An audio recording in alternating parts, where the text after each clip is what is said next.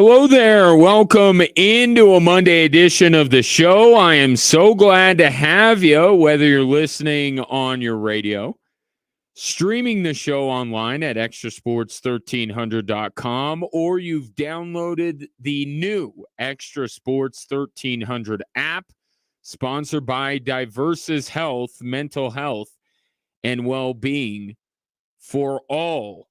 A veritable cornucopia of sports topics coming your way over the course of the next 3 hours, and I'd love to hear from you on any and all of them. The text and phone line is the same for your convenience. The number, 719-247-1313. If you're on our social media, you can always send me a tweet at Gingerly Tweets. I always knew that we were heading here. And I've been telling you for weeks that it was inevitable that Bo Nix would be the starting quarterback of the Denver Broncos week 1 against Seattle. But there was still some things that needed to be figured out, right? I mean, they weren't just going to hand him the job. He had to show them that he wouldn't be a disaster. But everything about this training camp was about getting Bo Nix ready to be the starter. And Sean Payton played coy and was holding out. He threw all 3 quarterbacks there, and we're going to evenly rotate them. And he did all the things you expected him to do to not give Bo Nix a sense of entitlement. But by every indication, Bo Nix is doing exactly what he should, which is to say exactly what Sean Payton is telling him to do. We already saw Zach Wilson drop out of the running, and now we may be able to call this race. It is a presidential election year, is it not? So let's get into the spirit a little bit. Before, it was too early to call. But I think with what Sean Payton said Saturday, over the weekend, I think we may be able to call this thing in favor of Bo Nix. I used to say this all the time, that the sack numbers are a reflection more on the quarterback than the offensive line. And there are some, Breeze was one of those guys, he was a tough sack. Ball came out, and I think Bo has traits like that. We have seen Sean Payton go to the well so often when it comes to comparing what he's doing here to what he did in New Orleans. Right? Most recently, he brought up this draft class, which, by the way, Bo Nix is a part of. And that was a slight indication that, he felt like he got his guy. And none of this is really that surprising. Right? I wasn't by myself in saying that Bo Nix is destined to be the starter week 1. That everything the Broncos will do between now and September is make sure that Bo Nix is ready to be their starting quarterback. But some decided to play along and, could Jared Stidham or could Zach Wilson? And I didn't want to. It was a waste of energy. It was about Bo Nix. But the one comparison that I think many Broncos fans want to hear, that they don't get to hear that often, it's only been a couple of times in passing. You want to hear Drew Brees and Bo Nix in the same sentence. You want to hear Sean Payton say it. Even though you think it, even though you know it, you want him to say it out loud. And over the weekend, he did. He likened Bo Nix to Drew Brees when talking about the one skill set or one, I suppose, one detriment that just set Sean Payton over the edge when it came to Russell Wilson. And that was taking sacks. That was the thing that Sean Payton just couldn't deal with. It's not that Russell Wilson doesn't have a strong arm. It's not that, he doesn't have savvy. It's not that he can't move. He can't move like he used to. But the thing that drove Sean Payton crazy was that Russell Wilson routinely would either not see or give up on the easy throw far too often to try and make a big play. And more often than not, it would end up with him being dragged down to the turf.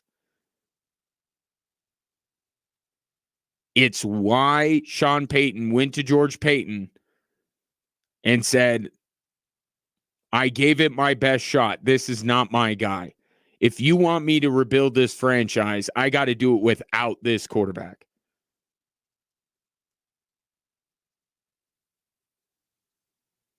And him talking about how difficult Bo Nix is to sack, not necessarily because of his athleticism, but because he is willing to take what is there. He sees what is there and is willing to take it. And that's what Sean Payton wants out of his quarterback. So what Drew Brees had, and it's what Bo Nix has. So it may be earlier than you might have expected for Sean Payton to essentially tell us that Bo Nix is their guy for this season. But let's be honest. Look at Sean Payton's track record here in Denver. He had his mind made up about Russell Wilson 2 months into the season. They went to him the last week of October and asked him to defer his injury bonus or his injury guarantee. That was the sign of, we don't want you. So waive this so we could get rid of you. Easier. That's what they were signaling to Russell Wilson. Sean Payton decided that within 2 months.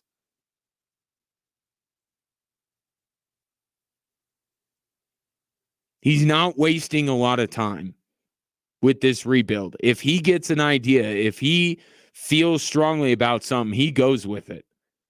And he doesn't look back. And that comment, while seemingly innocuous, means everything. Because Sean Payton is here because of what he did with Drew Brees. Not just helping him become one of the most prolific passers of his generation, but winning a Super Bowl. And that's where I think Sean Payton has been very careful. And even in that answer, the pause that he had mid-sentence, he knows what you're going to do when he puts Brees and Nix in the same conversation. And he doesn't want to do a disservice to his young quarterback. Right? You don't want to put too much pressure on him. But sometimes Sean Payton can't help himself. That's also something we've learned in a relatively short amount of time of him being in the state of Colorado. Sometimes he can't help himself. He says what's on his mind.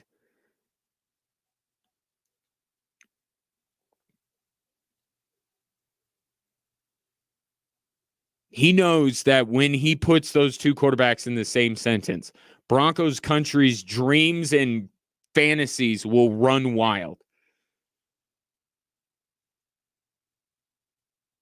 And the expectation level will be set. Whether Sean Payton intends for it to be set or not. If Knicks is a young Drew Brees, coached by the same guy, not only does this mean the Broncos have what they believe is a franchise quarterback for the first time in forever,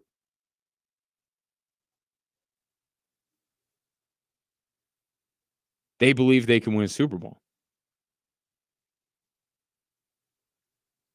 Why would Sean Payton take this gig? I know it wasn't the gig.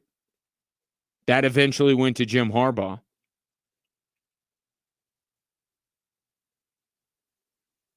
But he wouldn't have taken this job if he didn't think that even with Mahomes and Reed in his division, that he could break through once and win a Super Bowl. And he believes that Bo Nix has the makings of a quarterback that can get him there. With, of course, his help.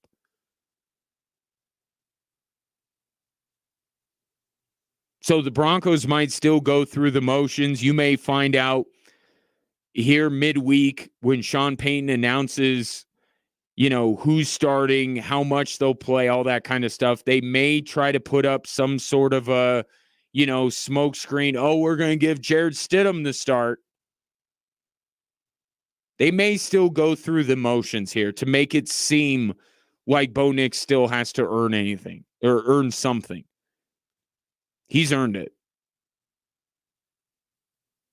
He's earned it. And there's been very little coming out of Dove Valley to say otherwise.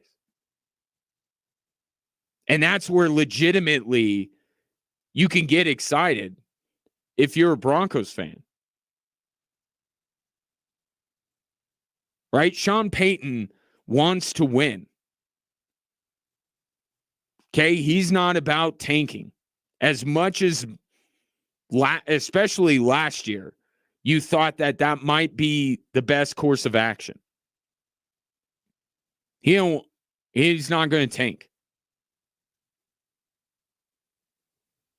So the fact that he has done all of this stuff, strongly indicating that Bo Nix will in September be the starting quarterback of the Denver Broncos. He believes he can win with him now.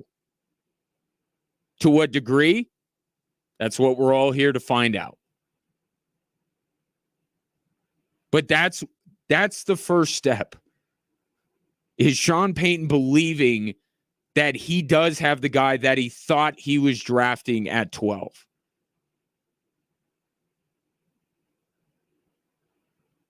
How many teams have gone through a pre-draft process and fallen in love, especially at that position, only for it to go up in flames? Okay, but everything Bo Nix has done has proven to Sean Payton that he's the guy and he's capable of being the guy that Sean Payton thought he could be when he took him in the first round.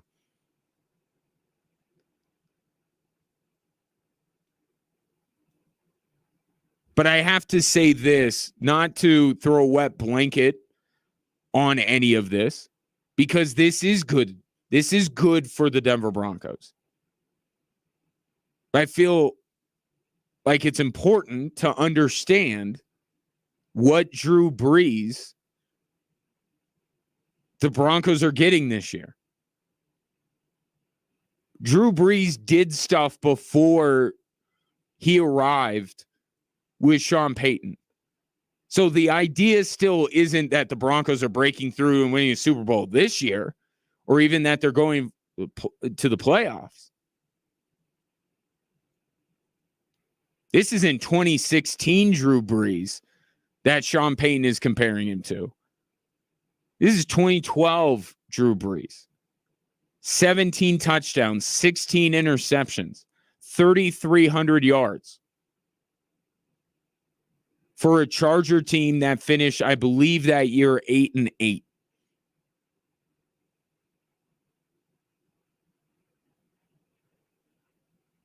Drew Brees didn't pop until year 3. And that could very well be the case with Bo Nix. But all you're looking for is just that Bo Nix is hitting these certain benchmarks along the way. And he clearly has. To where Sean Payton is a little bit more amenable to mentioning the two of them in the same sentence. But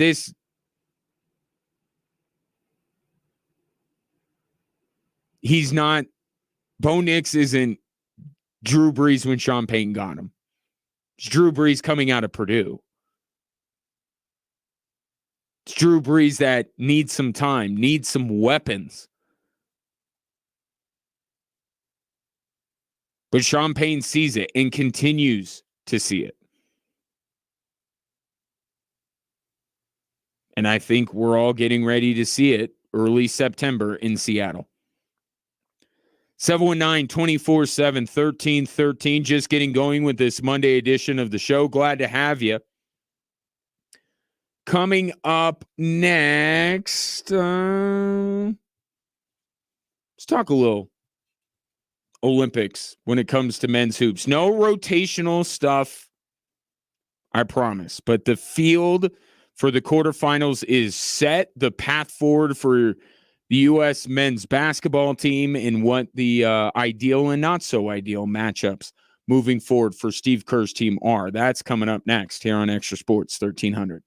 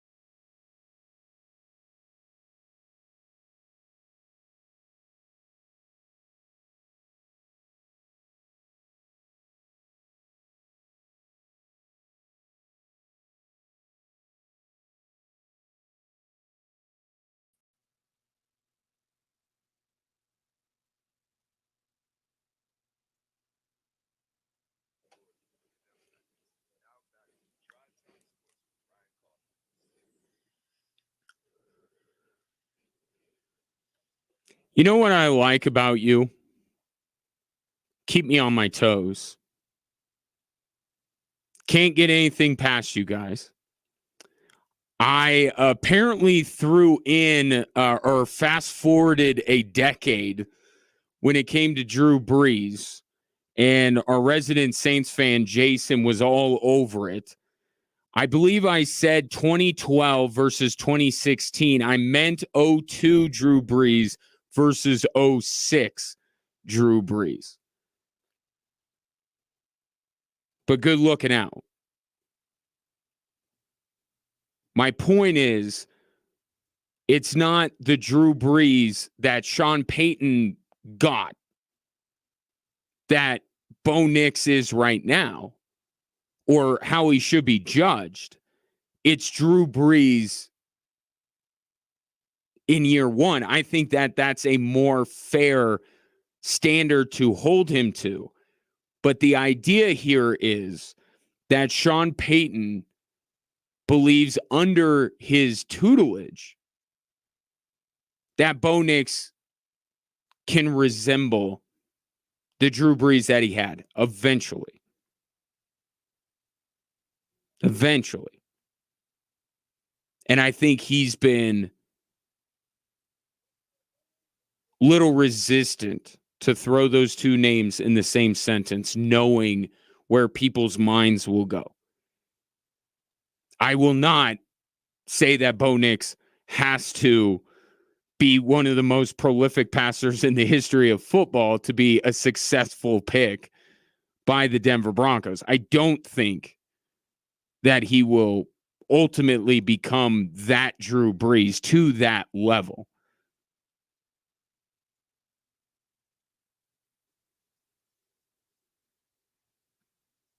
But man, you'd be anywhere close to that in the vicinity, in the neighborhood, in the same solar system.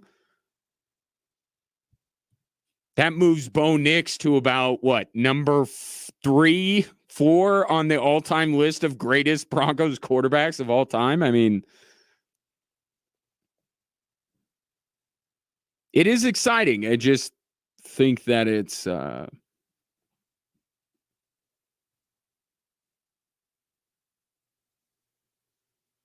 we're at the beginning with Bo Nix. All the jokes aside about Bo Nix's age and everything like that. The guy started a lot of college football games, but he is 23. Was about the same time that Drew Brees got a regular starting job in the National Football League. So that's where the starting point should be. And then, like many quarterbacks, year 3 is going to be a big year for him. But let's not get ahead of ourselves. First preseason game of Bo Nix's career is Sunday. But you got confirmation from Sean Payton that he still sees it. You knew he saw it when he drafted him. He still sees it. Albert says, saying Drew Brees didn't pop until year 3 is true. Yet remember, he was playing for the San Diego Chargers, not exactly a stellar organization at developing quarterbacks. With the exception of Dan Fouts, the organization has failed, including up until now with Herbert. And I'm glad you brought that up, Albert, because that's where I will take the conversation after the top of the hour.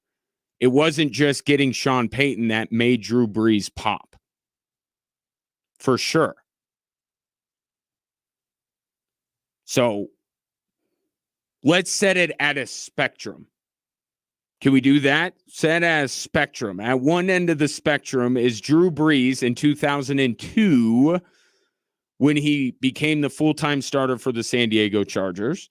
And at the other end of the spectrum is when Sean Payton got his mitts on him after the injury and all of that kind of stuff. I'm saying the more appropriate end of that spectrum for Bo Nix in year 1 is San Diego Drew Brees.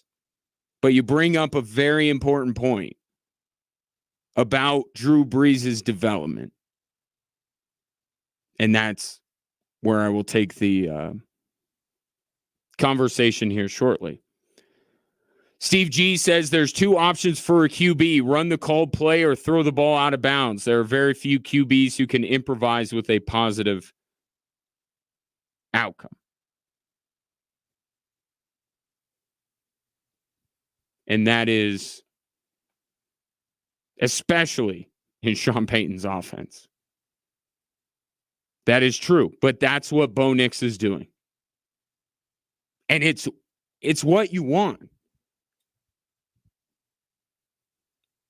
It's what you want. You brought in Sean Payton to do his thing. He's doing his thing. You want a quarterback that fits his thing. Russell Wilson didn't.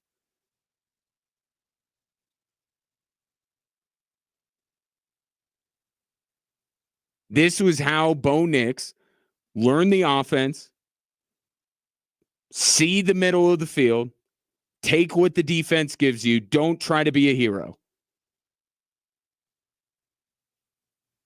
Every indication out of Dove Valley is that he's checking those boxes. 719-247-1313. So, Team USA, no surprise, made light work of Puerto Rico. Did you see at the end of the game, though, that Joel Embiid was dribbling the clock out? The fans in France were booing him, and he was seemingly egging them on, as many antagonists tend to do in basketball arenas. And then he had to chuck up a shot, and he airballed it. So you really showed them, Joel. But easy peasy against Puerto Rico, and now we're to, with all due respect to those who have been eliminated, the South Sudans and Puerto Ricos of the world, the tournament really begins now. The U.S. will get Brazil first out of the gate. That will be tomorrow afternoon. The pain point that Brazil could cause the U.S. is their ability to hit the offensive glass. And that has been proven to be one of the things that the U.S. hasn't done a great job of. I don't expect the U.S. to have too much trouble with Brazil. But if there is one path forward for Brazil to give the U.S. some problems tomorrow, it would be getting second chance opportunities and converting them, which they have done so far in this tournament. But then after that, more likely than not, it will be Jokic in the semifinals. And the third time in, a month that we'll see these two teams match up. And I've said that Serbia, to me, is the biggest threat to the U.S., and I still say that for two reasons. One, Nikola Jokic is going to get more minutes than he did last time they played, because it's do or die, win or go home, right? So Serbia is going to be pulling out all the stops, which includes probably leaving Nikola Jokic out there for the vast majority of the game. And when Nikola Jokic was on the floor in group play, the score was tied 81-81. And then the other piece of this, in order for Serbia to maybe win, because even that's not a guarantee that Serbia beats the United States. Just because they were tied when Jokic is on the floor doesn't mean they would, if he played every minute of the game, that they would end up winning. Again, we're talking about all of this through the lens of the U.S. is probably going to win the gold medal. But if you're looking for a little drama, more minutes from Nikola Jokic, and Serbia has to shoot the ball better from three. They shot like 24% from three-point range. That can't happen. Now, they don't have to shoot the 52% they shot against South Sudan, nor do I believe they will, because it has been the most important thing for Team USA is their defense.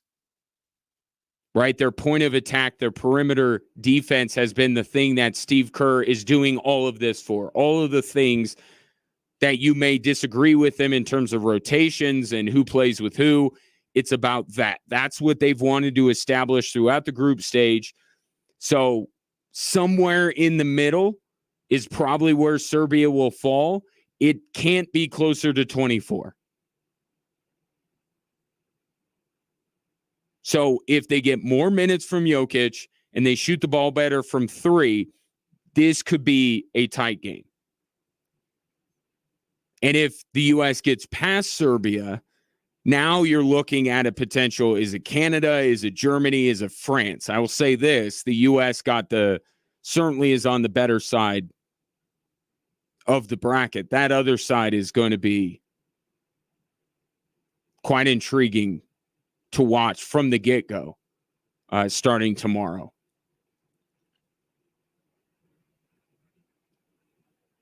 And I think the biggest threat to the U.S. on the other side of the bracket is Germany. I've wanted it to be France. I thought it would be France, and I leave open a slight possibility that Victor Wembanyama has a big game, and France can certainly divert. And I know this is going to sound funny because of everything that Rudy Gobert has been through during the NBA season, but look, you can't leave Rudy Gobert all by himself near the basket, right? Even he can make something happen there. Some of the U.S.'s attention will be diverted away from Wembanyama as opposed to with Serbia, where it's all concentrated on Jokic. So I leave open the possibility that Wembanyama goes off and France gives the U.S. a game. But the more complete team, the more impressive team to this point in the tournament has been Germany. And remember, Germany played the U.S. tight. After the U.S. got the scare against South Sudan, you thought maybe the U.S. would take out all their frustrations, look to silence the critics against Germany. And I think they tried to do that. And Germany's just good enough that they hung around the entirety of that game. And it was LeBron that took over in the fourth quarter to win that game. That was in the friendlies. So I would say the most difficult route for the U.S., if difficult is the word you want to use. Brazil, you have no choice about that. That's who they play tomorrow. Serbia, Germany.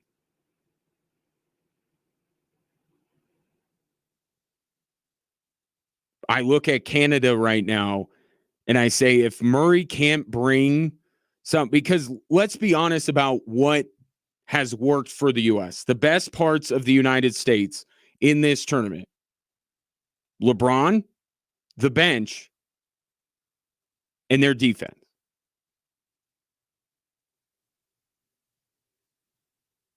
Okay, these teams, if they're going to have a chance against the U.S., they either better be deep, which I think not U.S. deep, but everyone else deep. I think Germany's about as deep of a squad as there is. You either have to have depth or you got to keep your starters in forever. Serbia will probably keep in Jokic just about the entirety of the game. For Canada, they won't, because they have relied on Jamal Murray to provide that bench scoring, and he just hasn't given it to him. So unless bubble playoff Jamal, whatever you want to call him, emerges in a gold medal game, and you would think if there's any stage that would bring it out of Jamal Murray, as disappointing as he's been to this point, it would be the gold medal game. But if he doesn't provide that, you saw that result. The second unit of the U.S. just overwhelmed Canada. Shea could go off in that game, and it won't matter. And that's That's been the story of these Olympics. For a variety of reasons, the U.S.'s starting five is not where it's at, except for LeBron. It's been the second unit that's propelled them. Almost every game so far. Friendlies and the tournament. That's where they have separated themselves from their opponents, and I don't expect the rest of this tournament to be any different. So you would think Canada on paper, but what you've seen so far,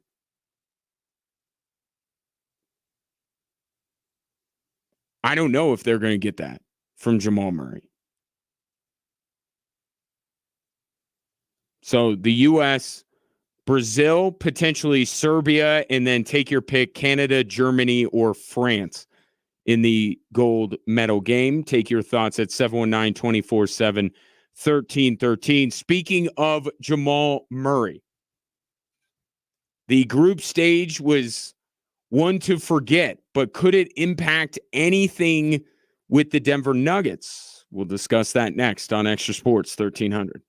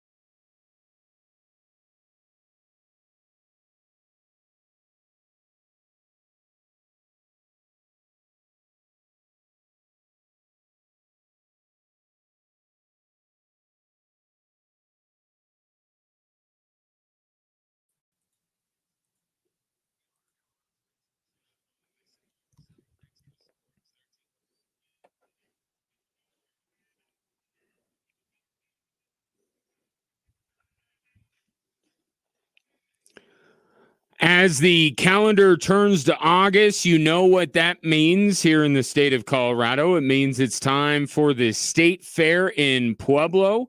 It will be going on August 23rd through September 2nd with free attractions, a carnival, concerts, and they got a great lineup of concerts. The Spinners and the Commodores together, Ludacris, which I am very much looking forward to, Trace Atkins, the Goo Goo Dolls, and that's only a few of them.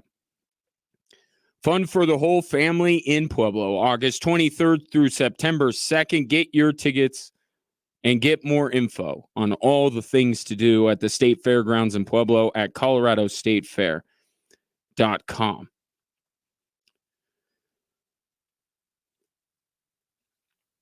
So the end of the group stage for Jamal Murray did not it didn't end any better.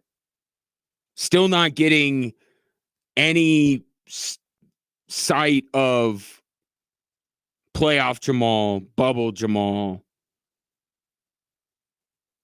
And it really is even with some of the reasons I've already identified, I don't think, because of all the work that the Nuggets have done with him, where he has the ball in his hands, I don't think he's comfortable playing off the ball. I don't think it's a stretch to think he's being hampered by something, given his history. But even then, I thought this stage would bring it out of him. I would, and he looks like he doesn't fit. He fades into the background. Like they're relying on him to be their bench scoring. And he's not providing it.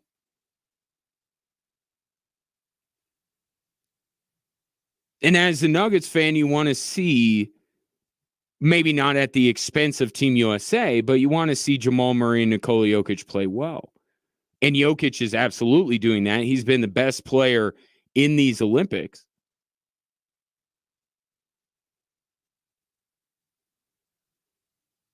But you haven't even gotten close to the best of Jamal Murray. And the question ultimately becomes, does this impact anything with the Denver Nuggets? Right? He is in a contract year. Could any of this make the Nuggets have second thoughts about committing to Jamal Murray long term? And I think the answer unequivocally is no. No, I don't think, as disappointing as this is, as curious as all this is, I don't think it changes the Nuggets' mindset one bit. But that's not to say that the Nuggets don't have their own apprehensions about handing out this max contract. So what's happening with Canada, I don't think is swaying Calvin Booth. I think what's swaying him, what brought all this on, and who knows if even though Jamal Murray will say he's not fazed by it, I wonder how much of this is affecting him. Could some of this be impacting him? He thought he'd just be the next guy, like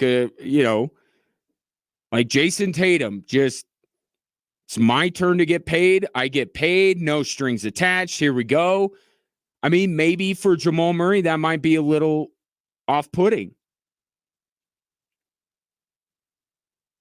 I don't know. He'll never admit it. He'll never say that it's bothering him, but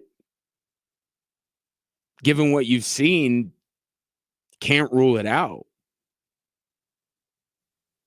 What's causing all of this in the first place is the stuff that both Calvin Booth and Michael Malone talked about at the end of season press conference. They challenged Jamal Murray to protect himself from injury better, and if he were to get hurt, to get back sooner. They don't think he's doing enough in those two areas. And if they're going to commit to him long term, and they're going to build this dynasty,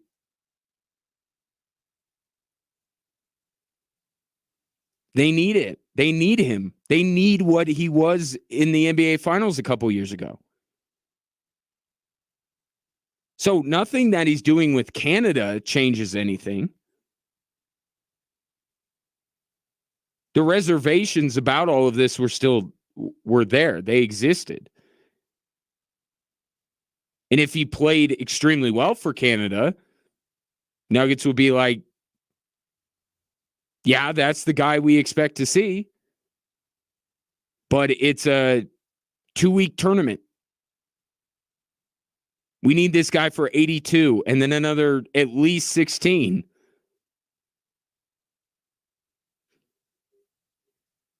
And being healthy and performing for 2 weeks is not enough.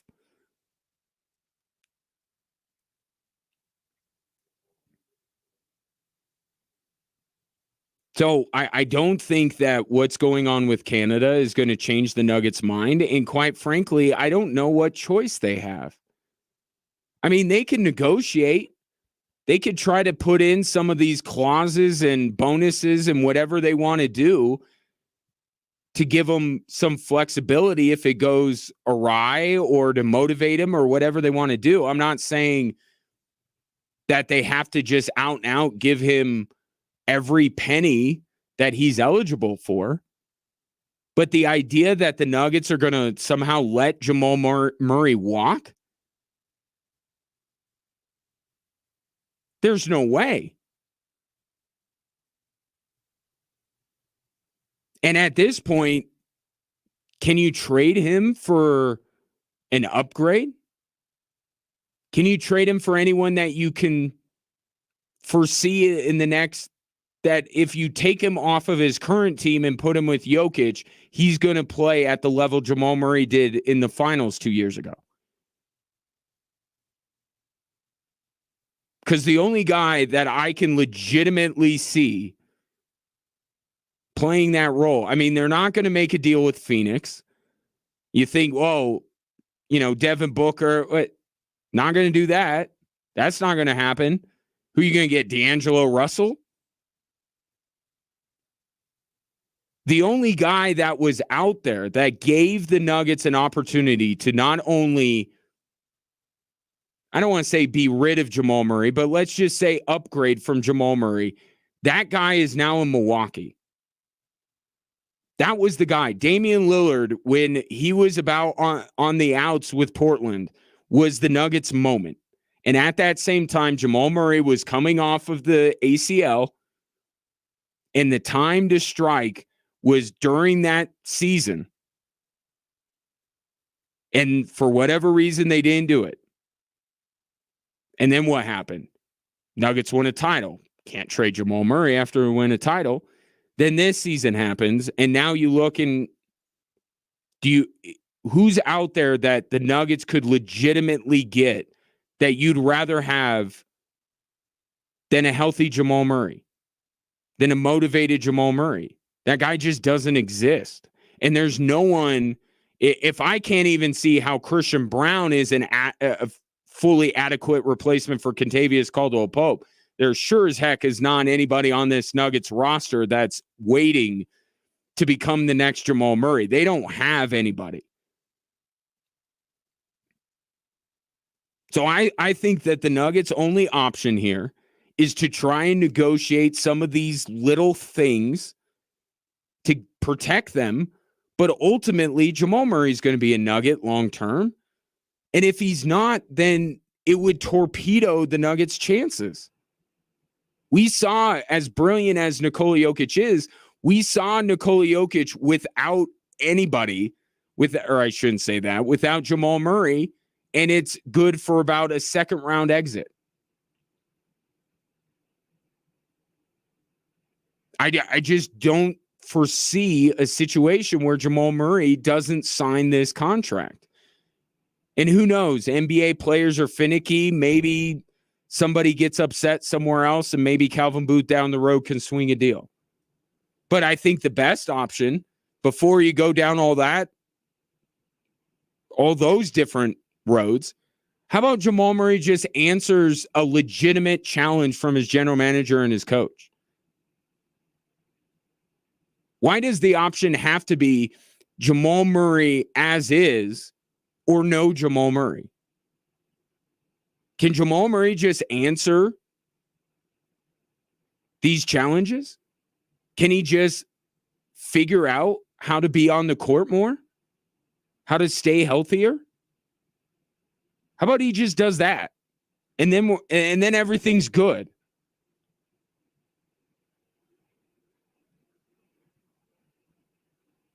I think the onus is on Jamal Murray. I think Michael Malone and Calvin Booth are 100% right.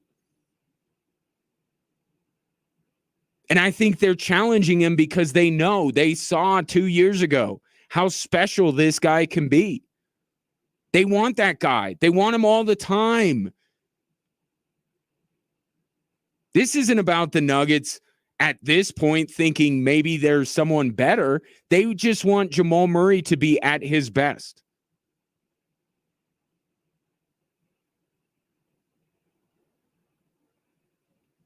So maybe Jamal Murray should just heed their words and put in the work necessary.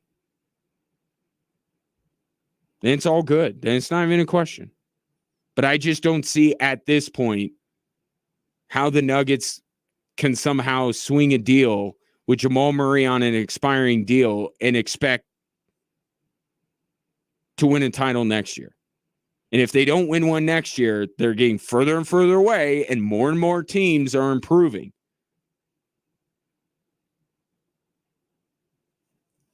We'll see if now that the real tournament begins in Paris, whether it brings out the best in Jamal Murray.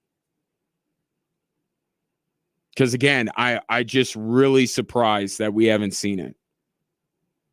Even with some of these other factors.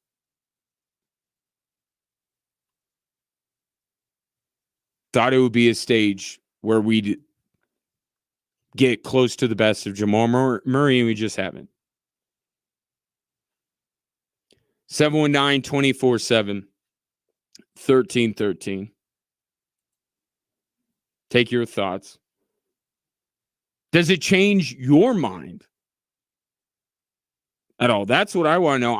I'm pretty sure where the Nuggets are right now. Feel pretty strongly about that. I want to know if any of this impacts the way you feel about Jamal Murray. Because you had to expect it too. You were going into the Paris games going like, well, Team USA and then great performances by Jamal Murray and Nikola Jokic. That's what you want to see. You're batting about 667 right now. 2 out of those 3 things. Take your thoughts, 719-247-1313. Coming up next, if Bo Nix is really going to be the second coming of Drew Brees, what he needs to realize his potential. But right now, a Westwood One Summer Games update. Westwood One Sports presents this special update of the 2024 Summer Games. Now all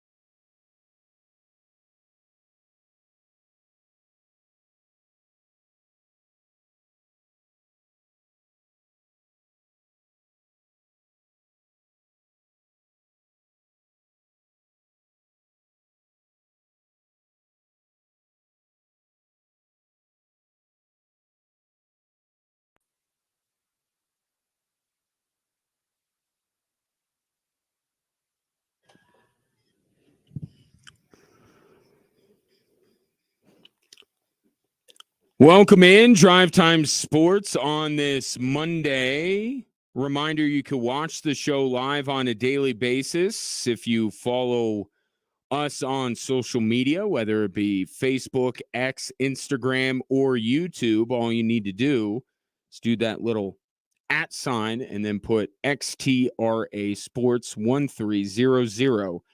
And as long as I'm on the air and not broadcasting from a remote bunker somewhere, you'll be able to watch the show. Glad to have you on this fine Monday. Not a banner day for Team USA. You may have heard the update from Westwood One. If you did not, Valerie Ullman won her second gold medal. She won in Tokyo, and then she won again today in the discus. She was born in Delaware, but she went to Silver Creek High School in Longmont. So, hey, if we're counting every Olympian that has ever trained here, then we can certainly count somebody who went to high school in the state of Colorado. So Val Ullman, back-to-back gold medals. But that's about it today, because to me, that's where the storyline evolves to entering the final week of the Olympics. Can the U.S. get more gold medals than China? There has been no team other than the United States who has been able to claim the most gold medals in an Olympics while not on their home soil. Right? We've seen other countries hosting the Olympics use that home field advantage, if you will, and win the most gold medals. The U.S. is the only country that has won the gold medal count while not competing on home soil. And China right now is one up on the United States entering this final week. But just the one gold today.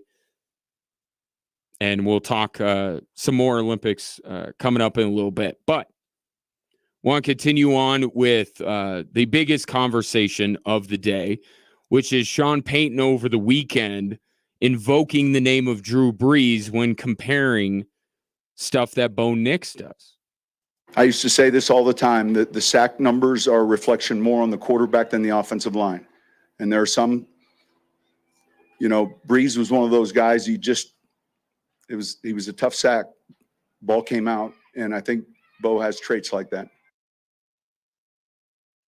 And as much as Sean Payton likes to bring up how similar this rebuild compares to the one in New Orleans, he has been using the name Drew Brees quite sparingly.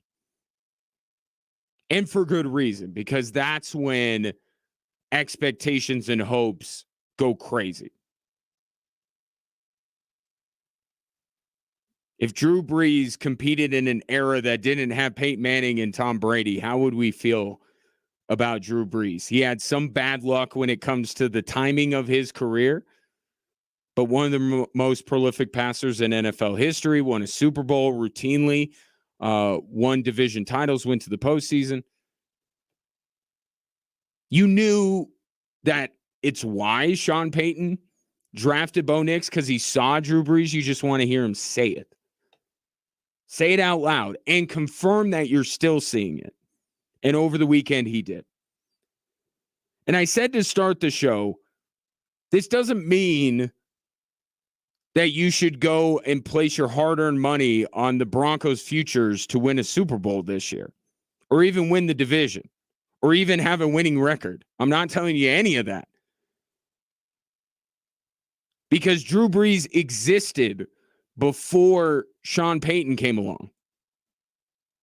And that's where we're at with Bo Nix. Yes, he has Sean Payton now, and maybe there's a reason to think that he will progress better than he did in San Diego. But for right now, I think the better comparison to make is Drew Brees when he took over the starting job in San Diego. This guy threw 17 touchdowns, 16 interceptions, 3,300 yards, and the Chargers, I think, were 8-8 that year.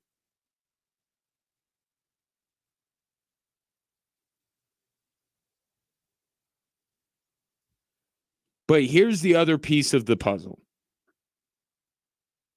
Drew Brees popped in year 3. That was still in San Diego. Right? And you know what happened? He popped, and then he had the injury, and then Sean Payton brought him into New Orleans, or else he would have just stayed in San Diego. Right? We know the story of Drew Brees. He did pop in San Diego. He was one of the better passers in the league in San Diego.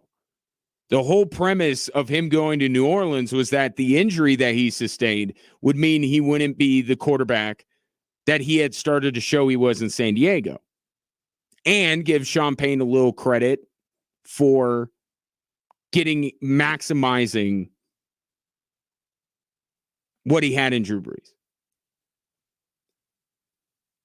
When Drew Brees broke out,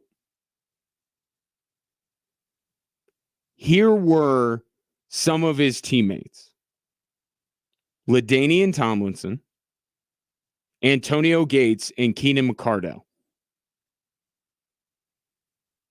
Now, he had Tomlinson, right? Same draft class, the Michael Vick trade. You remember this. He had LaDainian Tomlinson right away. The leading receiver on the San Diego Chargers in Drew Brees' first year as the full-time starter was Charlie Conway. This is what I am getting at. The Broncos are finally going through a rebuild the right way. For years, they have tried to rebuild on the fly. Oh, we're just a quarterback away, right? We have all these pieces. We just got to find our quarterback. And they wouldn't commit in the draft, famously. And that came back up recently with some of the comments John Elway made, right? They tried it with Paxton Lynch, didn't do it again till Drew Lock. And you could argue that Drew Lock was not even really putting themselves out there that much. This was a second-round pick. And then meanwhile, Elway missed on a few drafts. Some of the Broncos players left, signed elsewhere. They're finally doing this the right way, starting with a quarterback instead of trying to create this team that was ready-made for a quarterback. And if you go that route, as the Broncos found out, you're not going to win a lot of games in the meantime, but you may win just enough that you can't grab that quarterback prospect that you truly believe can be a franchise quarterback. Right? You draft Pat Surtain, you spend money in free agency, you do this, you do that. You're going to win just enough to keep you out of the running for some of the top quarterbacks in the draft. But you're not going to win enough to make the postseason because you have to have a capable quarterback in order to do that. So the Broncos are finally starting with the most important position, a quarterback that they believe in, that they got from the draft. And now they can build off of that. Now, that's not to say that there aren't some pieces of the Denver Broncos that are ready to go, right? The offensive line. We'll see what happens with Bowles if they keep him or they go younger next year. You have Surtain, right? But essentially, they're going about this the right way. There is a team in their own division that is trying to do it the way that the Broncos have done it for years, and that is the Las Vegas Raiders. They have an elite pass rusher. They have an elite pass catcher. They have multiple tight ends. They got everything. They got good offensive line. They got almost everything they need to be successful except a quarterback. And they're going to trot out, looks like Gardner Minshew.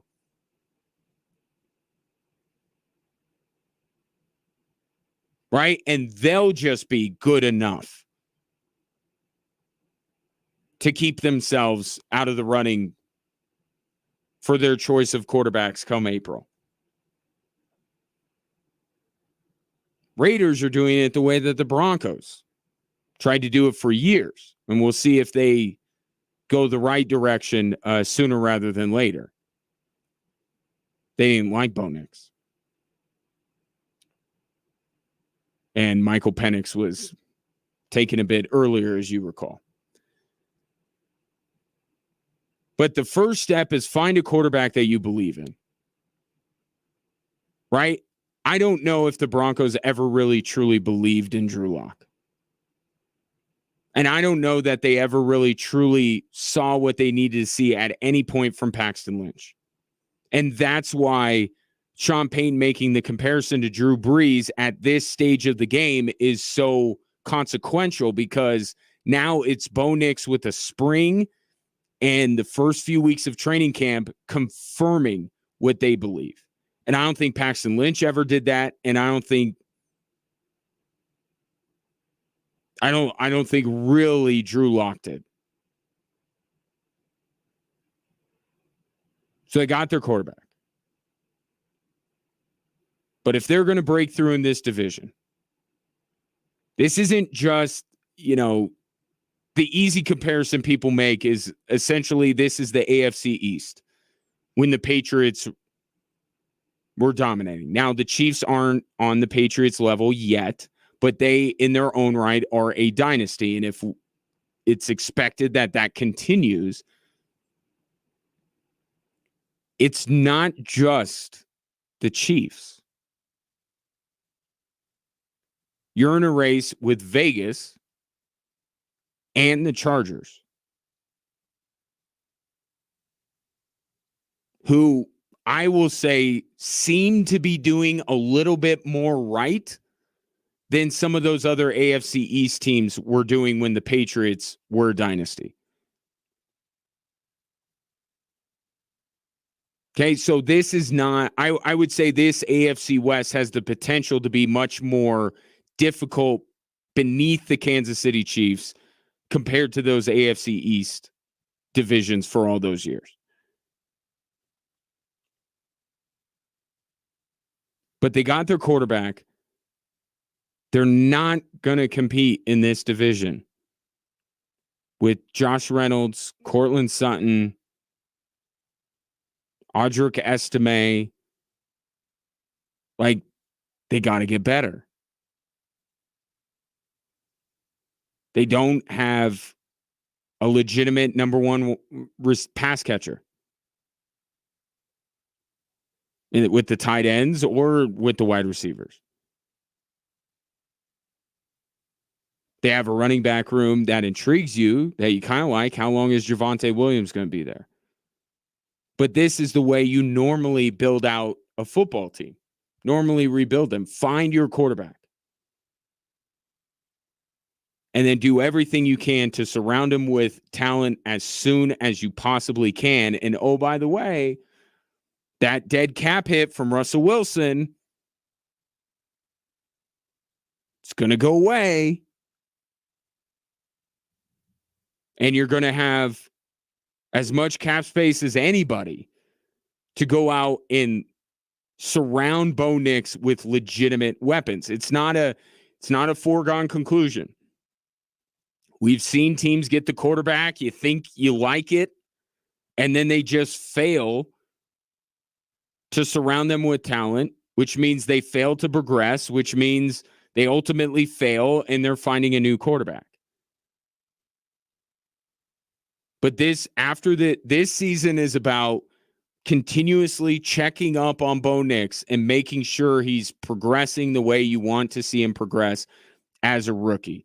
Is he flashing some things? Does he continue to prove that he is the quarterback you thought he would be coming out of Oregon, and he is worth investing a lot of money around in order to protect him and in order to give him people to throw the ball to.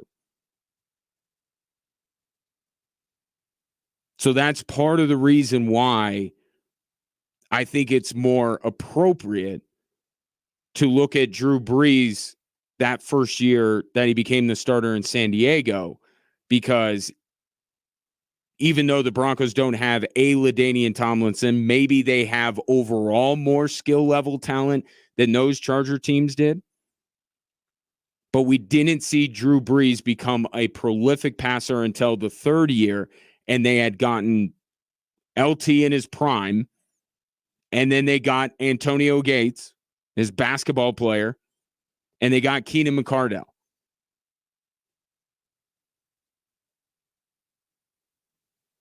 But as long as Bo Nix keeps hitting these little checkpoints that Sean Payton puts in front of him, then the Broncos, I think, will spend some money this offseason, maybe even spend more money the next offseason, maybe look more to the offensive side of the football in the draft. And then in the meantime, you can also see Estime, Mims. Are these guys that you could see progressing along with Bo Nix? Because they could have some of those guys on their roster. We have to see it from them too. But this is the first step. And this entire season is going to be a continuation of this step. Is Bo Nix where he needs to be now? Is he where he needs to be now? Is he there now? How about now? How about now? And then through the end of the season, and you say, all right, Bo Nix showed what he was supposed to show, what he could show given the fact that he doesn't have a Stephon Diggs or doesn't have a Travis Kelce or a Tyreek Hill. Now can you go out and find that to accelerate his growth and help him along this Drew Brees arc that now Sean Payton's comments have put Bo Nix on? 719-247-1313. Your expectations for Bo Nix in his rookie year. What does it have to look like to you this season? Other Broncos news today, a player that I kind of thought was going to be around as Bo Nix progressed, but on the other side of the football, turns out, nope. Talk about that next here on Extra Sports 1300.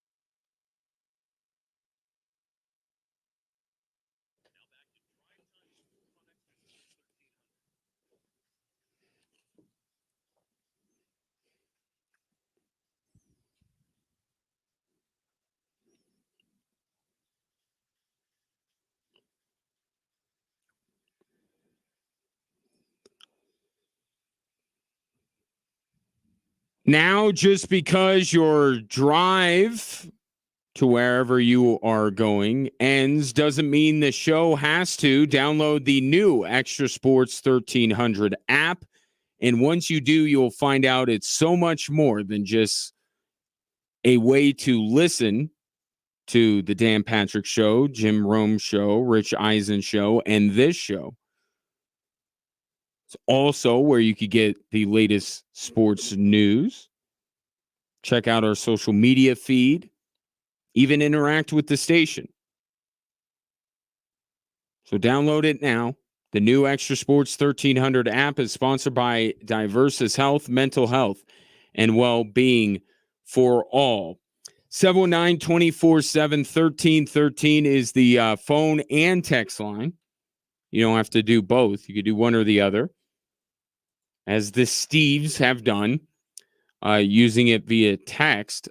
Steve from the 719, Bo needs to take the franchise in a positive direction in year one. No time for baby steps. The fans are tired of less than mediocrity.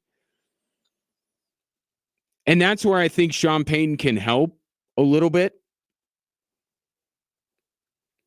Because some of these projections are, in my opinion, getting a little bit too overzealous in where the Broncos will be year one. And that's what I'm trying to point at, is two things can be true at once. Bo Nix can show this season that the Broncos have got a guy worth investing in that could be a franchise quarterback, but they can still, not win a lot of games. They don't have to make the playoffs in order to do that. If they do, that's even better. Another recent example, not to kill the vibes because we got Drew Brees thing going on, but Daniel Jones, right? Giants were pretty devoid of talent, didn't win a lot of games, but Daniel Jones flashed some things. And then Saquon Barkley got hurt. The Giants failed to surround Daniel Jones. And we realized that Daniel Jones didn't have a next step. That was his best. And that could be Bo Nix. But you don't even have to worry about that right now. Right? Rebuilding is a process. I know the NFL routinely has teams that finish at the bottom of their division and then win it the very next year. And maybe with the right moves, they could be something like that in year two. But it's like, just look at it this way. Of the two teams that seem to be starting a rookie week one, who would you rather bet on to have more wins, to have more success, Chicago or Denver? Look at all the work that Chicago has put in, all the guys that they have put around Caleb Williams, and Caleb Williams is better than Bo Nix to begin with. They have put all of this into their roster.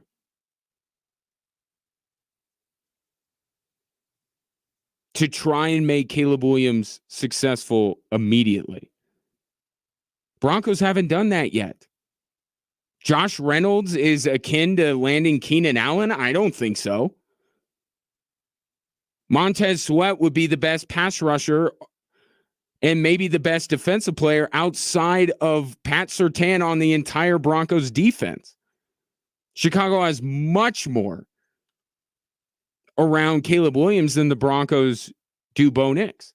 This is just the first step in a long process, probably. And it's not in a division that feels very conducive for worst to first movement.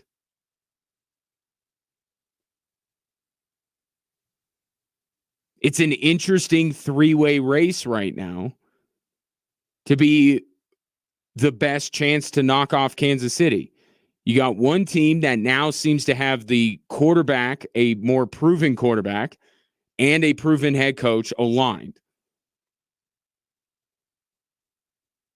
But Chargers feel like they're missing a few pieces.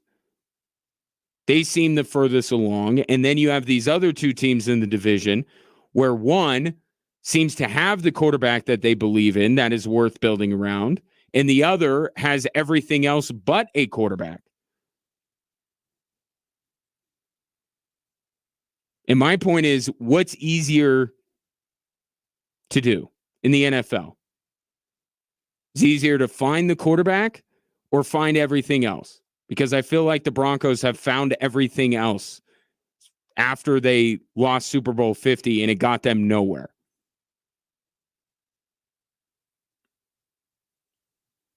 But that's the race that's going on right now with the Chargers, Raiders, and Broncos, and the Chargers have a head start because they have Justin Herbert.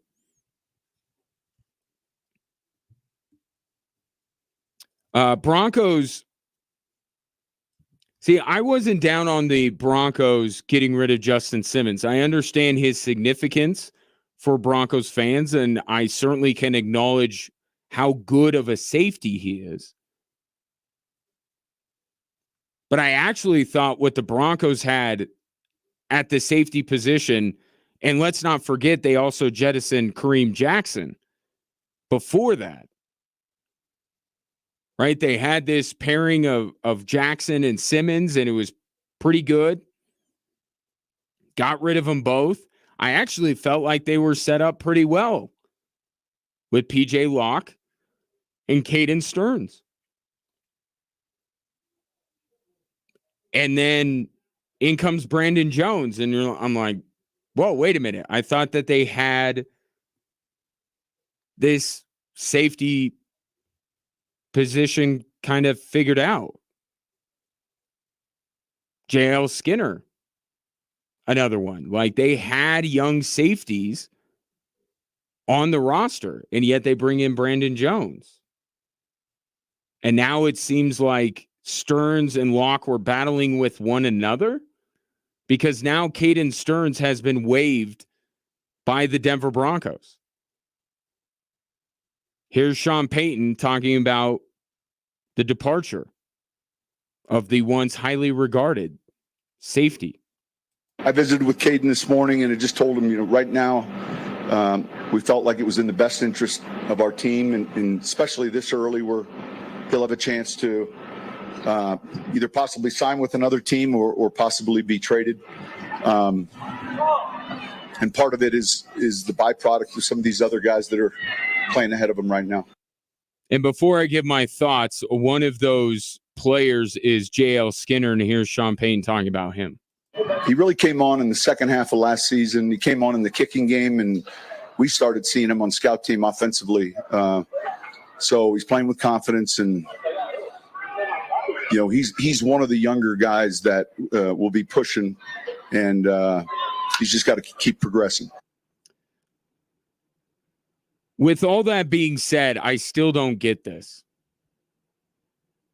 I really don't. The Broncos this offseason went through a bloodletting of sorts, where despite Russell Wilson's deficiencies, he was still, arguably the best quarterback on the roster. And there was no doubt that Justin Simmons was the best safety on the roster. So you go through this semi-roster purge, signaling to everyone that you are rebuilding. And then you go out and get Bo Nix, and you're trying to show that you're rebuilding the right way. I feel like you need all the young talent you can get. I understand that Caden Stearns has had some health concerns, staying healthy, staying on the field, but he's flashed. When he's been out there on the field, he's been really good. I don't understand why at this juncture.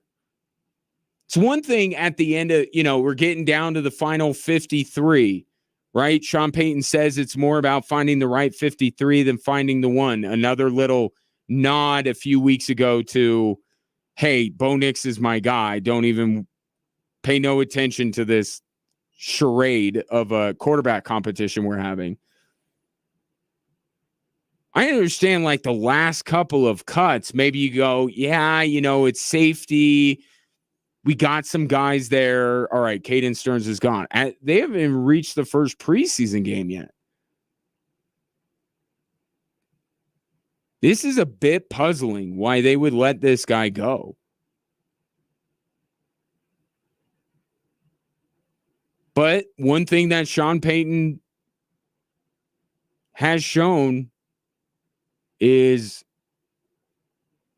you got to prove that you're one of his guys. Right? JL Skinner is kind of more his guy than Caden Stearns is. Right? I don't know if Sean Payton had a ton of say on the Broncos last draft, but it was his first draft class as the coach of the Denver Broncos, so guess JL Skinner's more his guy, but he's shown for not my kind of guy for whatever reason. He's not going to stand up there and say that, Caden Stearns was terrible at this, and that's why we're cutting him. But there's something about Caden Stearns that and maybe it's health. Maybe that's all it is. Sean Payton needs guys to be available. But it is kind of surprising because Caden Stearns seemed like a young player that was worth keeping around. Again, at least till the end of camp. My goodness.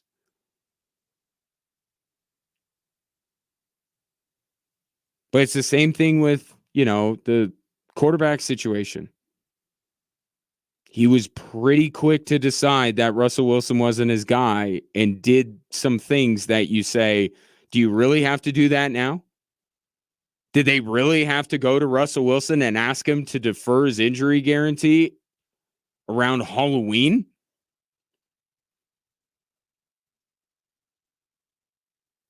When Sean Payton feels it, when he's made up his mind, he's not going back, and he'll do whatever it is to see that vision through to completion. And for Caden Stearns, he didn't see it. Probably likes JL Skinner a little bit better. Brought him Brandon Jones, PJ Locke. Still there. I understand there's some nuanced differences between free safety and strong safety.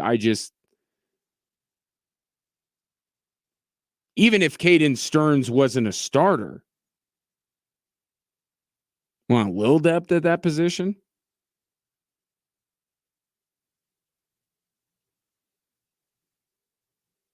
But Sean Payne makes the decision and he goes with it. And then maybe this gives them an opportunity to pluck somebody else from New Orleans. They said it's about finding the right 53. And today, surprisingly, Caden Stearns, not one of the right 53. Take your thoughts on that. 719-247-1313. Coming up next, Scotty Scheffler. What can you say about this guy? Well, I have some things to say, actually, and I will say them coming up next.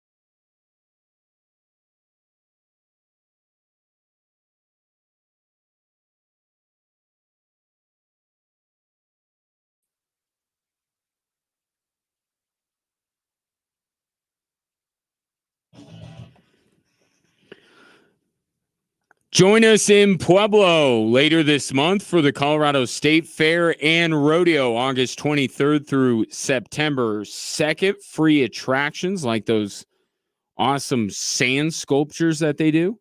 Always very popular.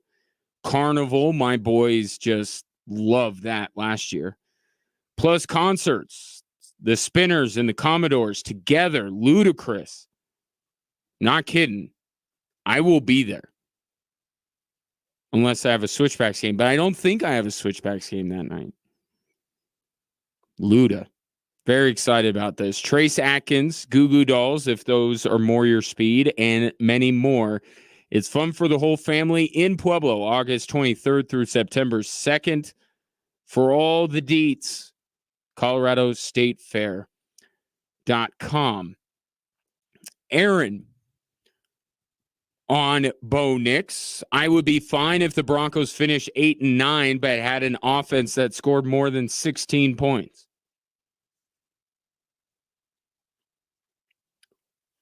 What if I told you you could have only one or the other? What if I told you that the Broncos averaged 20 last year? I'm not saying that's the bar.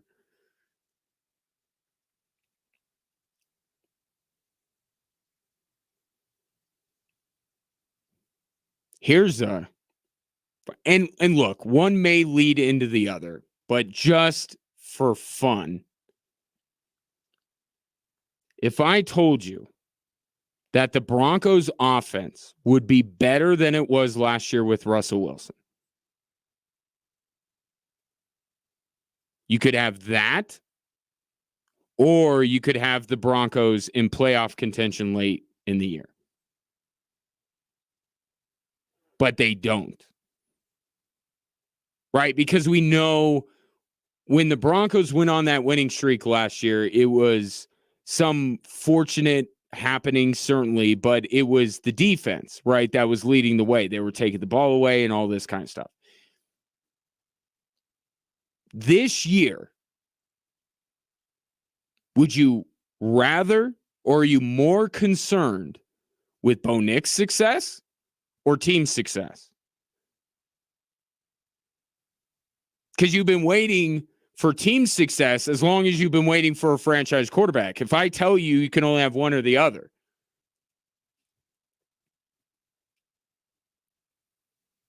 I think being quite realistic about where the Broncos lie in the pecking order in the AFC, I think you would choose Bo Nix. Yeah. Not saying you want no team success. But let's say they didn't win as many games as they did last year, but they scored more points. Vance Joseph. Which would you rather have?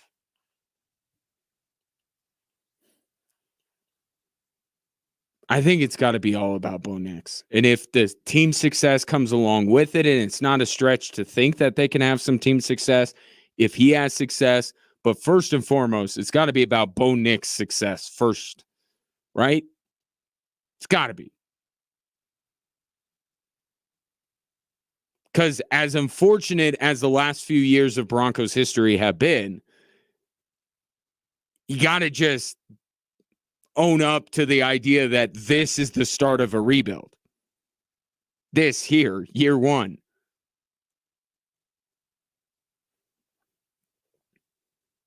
If I were you, I'd rather say more Bo Nix success and then figure out what was keeping them from team success in free agency in the draft. 719-247-1313.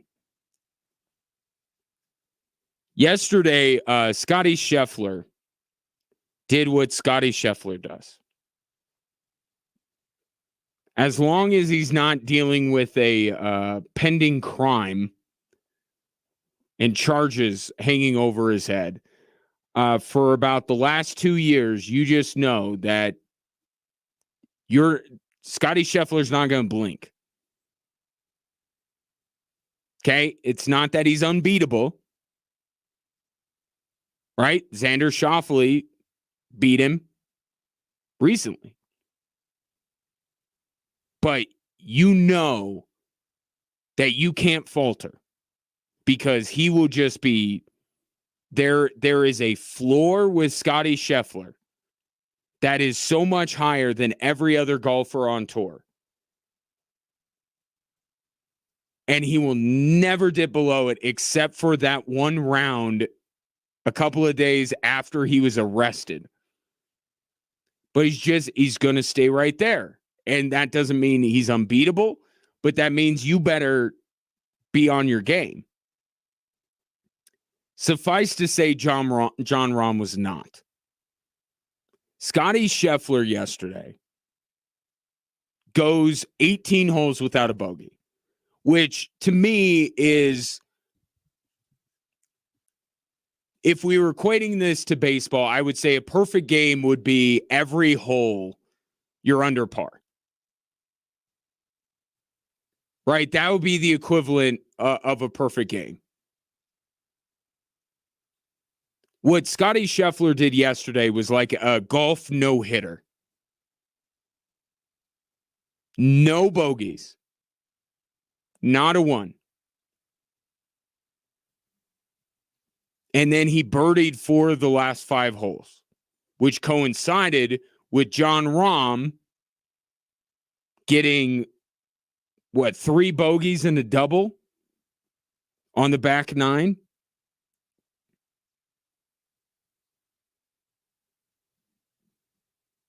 And I'm watching that, and I actually rewatched it last night.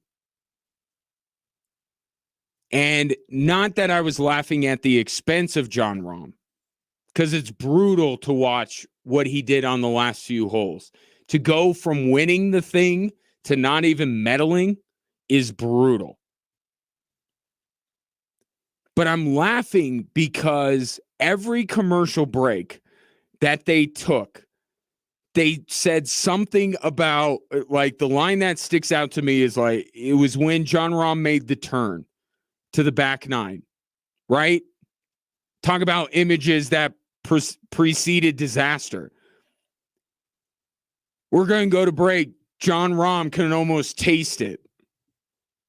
He can almost taste the gold medal.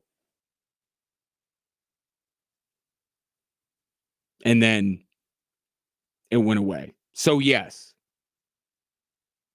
just like what it was at the U.S. Open, this was equal parts a player playing at a very high level and a player kind of losing his mind.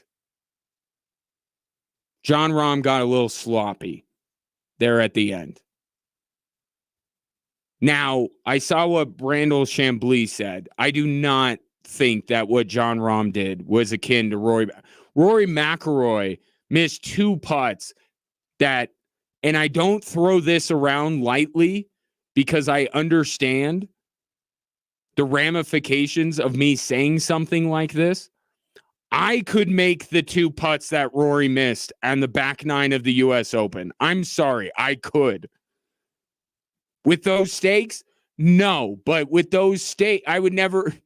With those stakes, I would have shanked it into the trees right off the tee on every single hole. I would have collapsed. But I'm telling you, the skill level required to make the 2 putts that Rory missed at the end of the U.S. Open, you or I could have made those. That is a special level of choke job. Jon Rahm didn't reset. He just got a little loose, got a little sloppy, missed a few shots. So it was a choke, no doubt about it, from Jon Rahm. It is the textbook definition, but I think it's going a little bit too far to put Jon Rahm on the same Mount Rushmore as Rory McIlroy at the U.S. Open. And to Jon Rahm's credit, he did answer questions after his round, which Rory did not. Rory got in his car and got the hell out of there. So kudos to Jon Rahm for standing there and answering for what he did. And it's brutal, right? Because what Rory went through, that's brutal, but that's him. That's his legacy. right? That he's choking away. There's a little bit more, and maybe that leads you to think that Brandel Chambly was onto something. I'm just saying what John Rahm did to choke this away, I think is more. I think it happens more than what you saw from Rory. But John Rahm had the added piece that he was representing his country. So John Rahm choking lets down himself and his country in some ways. And I have nothing against John Rahm. It's brutal. It's just, I feel for the guy because he had it. I was feeling the same way as the announcers. I was like, oh, Rahm's still leading, doing what he needs to do. Scotty Scheffler was like fifth for much of that round. Like he wasn't even being talked about for much of that round yesterday. And then just, he just kept doing his thing and, par, birdie, par, birdie, just steady as she goes, no mistakes, and let others in the field make those mistakes. And I heard Dan Patrick talking about this a little bit this morning, and I was thinking about this last night too, because this was on the heels of me watching Novak Djokovic talking about how much his gold medal meant to him. I understand, and I think Devin Booker had some comments about this. I think all of us put more into the NBA than we do the Olympics. Right? We think it's a greater accomplishment. We probably take more pride in it, all that kind of stuff. And Devin Booker, I think, had some comments, I think, just about the difficulty, right? Which makes sense. I mean, ask Nikola Jokic how much more difficult it is to bring home a gold medal, or Giannis to bring home a gold medal than it is to win an NBA title. It's far more difficult for them than it is for Devin Booker, obviously. So I feel like in basketball, yeah, winning a gold medal is probably not going to be better than winning an NBA title. But why aren't the Olympics held at the same standard of winning a golf major? I'm not saying the Masters necessarily.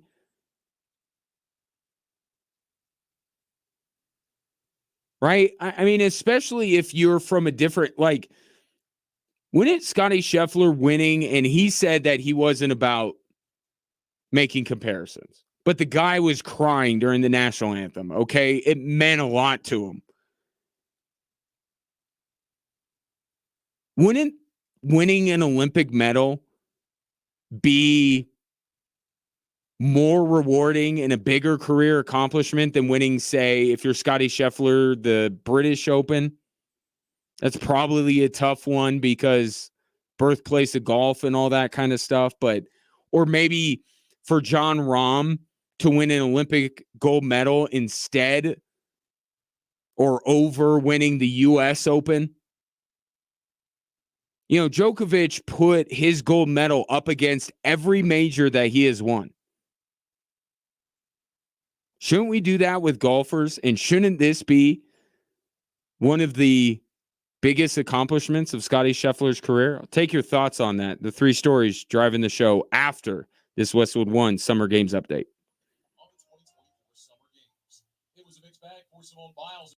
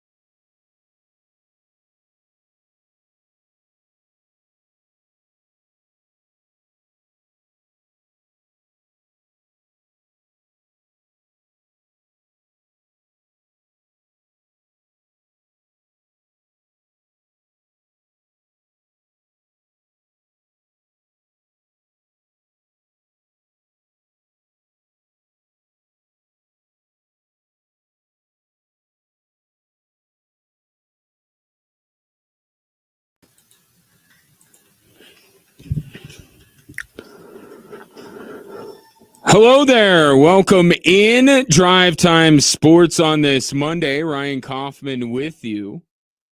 Great to have you, whether you're listening on your radio, streaming the show online at extrasports1300.com, or you've downloaded the new Extra Sports 1300 app sponsored by Diversus Health, mental health, and well-being for all. If you would like to be a part of the show, outside of just listening, which is fine, but some of you may feel compelled to give your thoughts on today's sports matters, and I always appreciate when you do. 719-247-1313. That is the text and phone line. Communicate whichever way you see fit, or you can find me on X at Gingerly Tweets. Perhaps these stories will get those opinions out of you. Here are the three stories that are driving the show.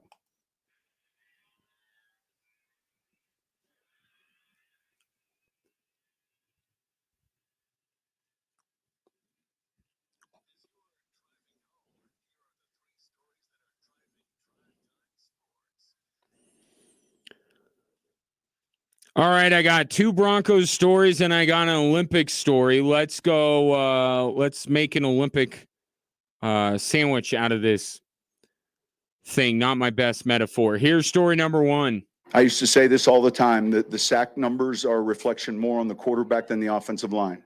And there are some, Breeze was one of those guys. He was a tough sack.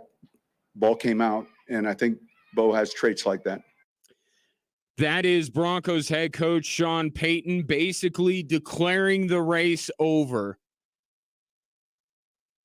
Because despite all the times where he has waxed poetic about what he's doing in Denver, that is one comparison that he has been holding onto very tightly. Does not want to put too much pressure on young Bo Nix by basically comparing him to the guy that made Sean Payton's last rebuild possible. But he can't do it anymore. He sees it. He sees it on a daily basis. And so does everybody who goes up there to watch the Denver Broncos practice. They see Bo Nix. Today, Jaleel McLaughlin said Bo Nix is teaching him things. And there's a joke in there about how much college football this guy has played. Scott Bakula and unnecessary roughness, like whatever, insert your own jokes here. But the fact of the matter is, Bo Nix was drafted by Sean Payton because Bo Nix looked like Drew Brees. And now Sean Payton has continuously seen this guy look like Drew Brees. And he's not afraid anymore to put too much pressure on him, because every time he has challenged him, and let's not forget, like, behind the scenes is where Sean Payton has challenged this guy the most. Have you seen the playbook this guy has? He has thrown everything at Bo Nix. He would not stake the second act of his career that could potentially make or break his Hall of Fame case on a dude that's not ready for it. Okay? This doesn't mean that Bo Nix is going to become Drew Brees, but at this juncture in his career, Sean Payton sees it. And it sees it with the one thing that set him over the edge when it came to Russell Wilson. He was driven crazy by Russell Wilson taking the snap, turning his back towards the line of scrimmage, and running around in a circle, trying to heave it downfield for a huge play. Bo Nix doesn't do that stuff. And that does mean that you will be lacking some of the spectacular, because Russell Wilson had a few of those moments. But that's not what Sean Payton wants. That comes later. Right now, don't take sacks. Trust what I am telling you. Russell Wilson did not do that. So it's vindication of the decision to a degree to let Russell Wilson go despite the cap hit that he would carry with him. And it's vindication for drafting Bo Nix. But understand and remember that Drew Brees existed prior to New Orleans. Drew Brees in his first it wasn't his rookie year, he got a cameo during his rookie year. But when he was the full-time starter, the Chargers went 8-8. He threw 17 touchdowns, 16 interceptions, and 3,300 yards. I think maybe Bo Nix could be better than that. I think the expectation would be that he'd be a little bit better than that in terms of the touchdown to interception ratio. But let's start on that end of the spectrum before we're talking about what Drew Brees was his first year under Sean Payton, because that's not fair. That's not fair to Bo Nix. I found the bar. That's the bar. 17, 16, and 3,300 for a team that was 8-8. I'd go probably a push about that, maybe a little bit under for the passing yards. More touchdowns, fewer picks, fewer wins.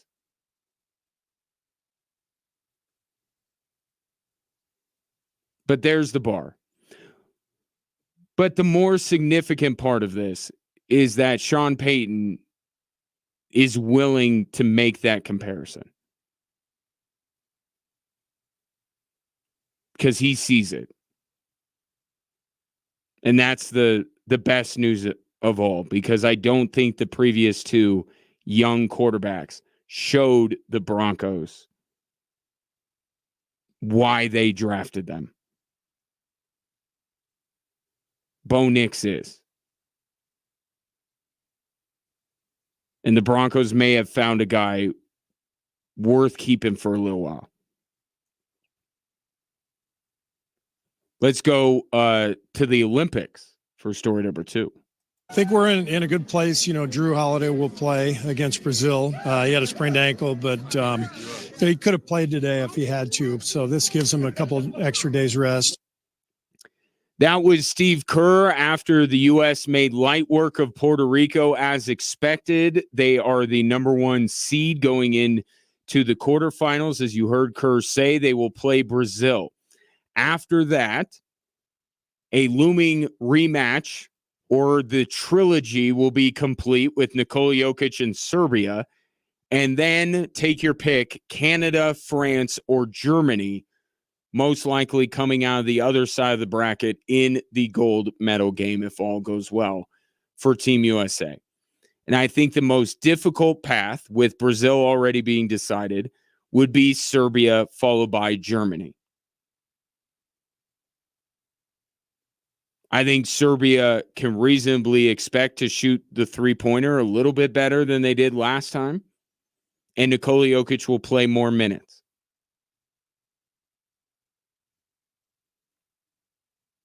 And when Nikola Jokic was in the game, Serbia and the U.S. were in a dead heat, even with the poor three-point shooting. But you got to add that in if you're Serbia to really have a legitimate shot of knocking off Team USA. And I would say Germany is the tougher path. I think they're deeper. Jamal Murray is not giving Canada that boost off the bench that they put him on the bench to give them. And France, every time I watch them, I'm like, they're just not as good as I thought they would be.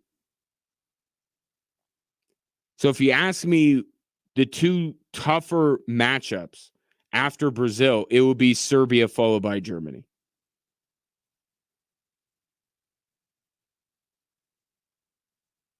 But 3 things that the U.S. showed in the group stage. LeBron, when he doesn't have 82 games leading up to something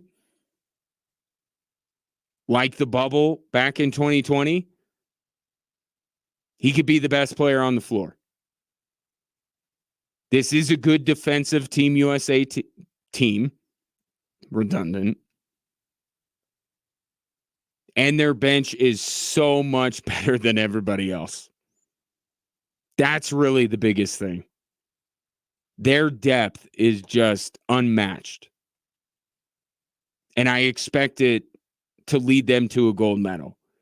But that's not to say that there can't be a little bit of drama on the way there. And I think the teams that have the chance to give the U.S. the most problems would be Serbia in the semifinals and Germany in the gold medal game.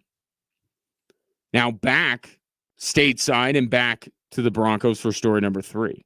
I visited with Caden this morning, and I just told him, right now, we felt like it was in the best interest of our team, and especially this early where he'll have a chance to either possibly sign with another team or possibly be traded. And part of it is the byproduct of some of these other guys that are playing ahead of him right now. Kind of a surprise move out of the Broncos today, given that we are still 6 days away from their preseason opener. But Caden Stearns has been waived by the team. And he was one of the guys that you looked at this roster and you said, if the Broncos are entering a rebuild, which they are, is one of the young guys that has shown some promise, but has struggled with his health. You heard Sean Payton talk about some of the guys, other guys, J.L. Skinner, drafted last year, perhaps one of those guys. But more than anything else, this just shows that once Sean Payton has a thought about a guy, he said training camp was about finding the right 53. That's what this was about. Because he was always going to start Bo Nix. And for whatever reason, Caden Stearns, despite what he has shown when he's been on the field, not one of the right 53 in Sean Payton's eyes. That doesn't mean he's not a good player. Okay, Justin Simmons is a good player, right? And he's no longer on the team.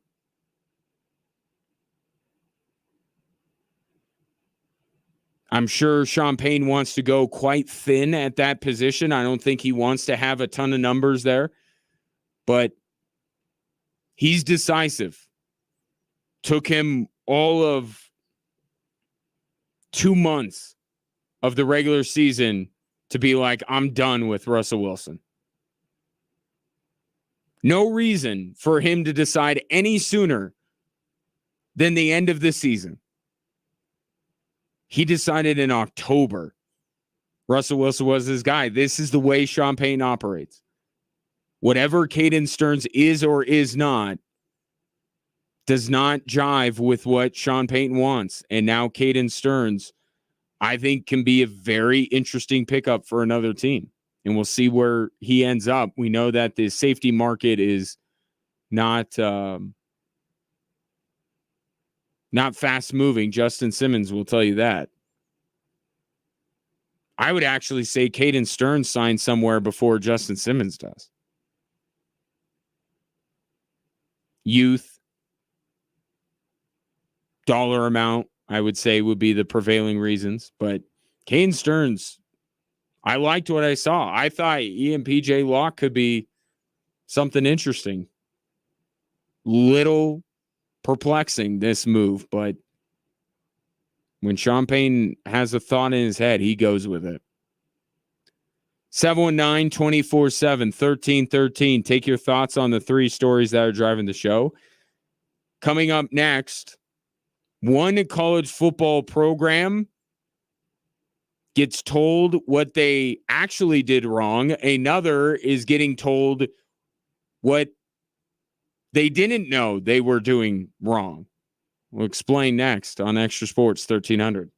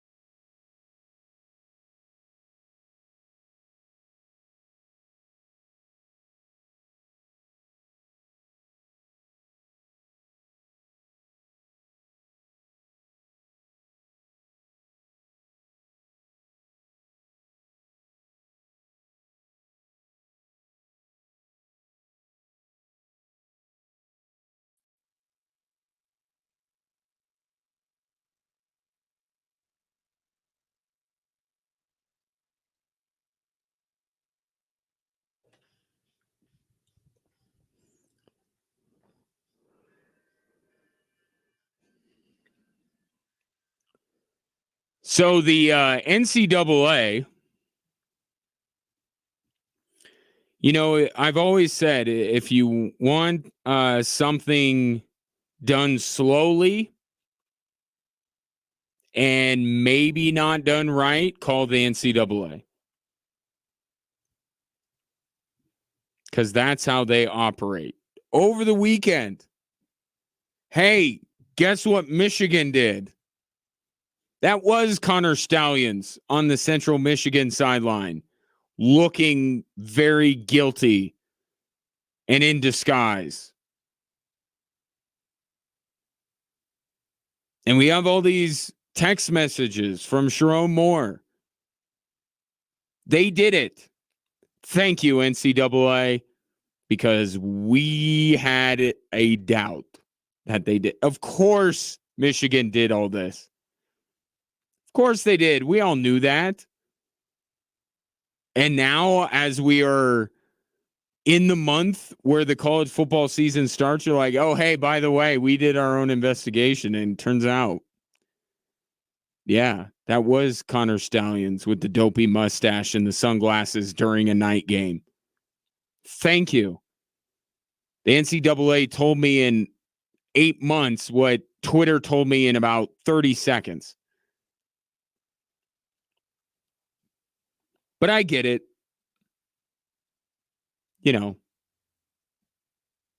They're going to now, because they conducted their very, shall we say, deliberate investigation, they'll hand down some punishment. The question is, do we care anymore? Like, doesn't this just encapsulate how useless the NCAA is? I mean, really. Takes them this long to figure out what they need to figure out, stuff that we already knew. And now they're going to hand down punishment when Jim Harbaugh is in LA. After Michigan won a national title. Are they going to vacate wins? Are they going to vacate the national title? I don't know. I don't care. Because they vacate these things, and then guess what? Everybody gets them back. Just such a feckless organization. It's like the damage has been done, okay? Like, you suspended Harbaugh. They still ended up winning a national title. If you're outside the state of Ohio, do you really care? I mean, honestly, I don't. I knew they did it. I knew they should have been punished. I knew they gained an advantage. And with all due respect, I'm not going to listen to what Rich Eisen has to say on the matter because he's coming at it with maize and blue running through his veins. Like, I know that you're defensive if you're a Michigan person.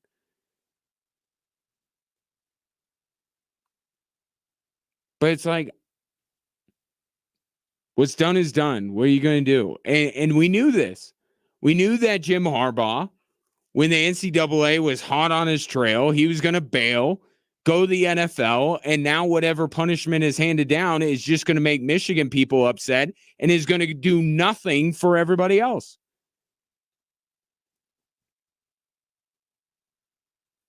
Right? Michigan won the national title. Vacate it. Who cares? Who are we going to refer to as the national champion? Michigan. They've done this in the past. And if anything, it's made people angrier.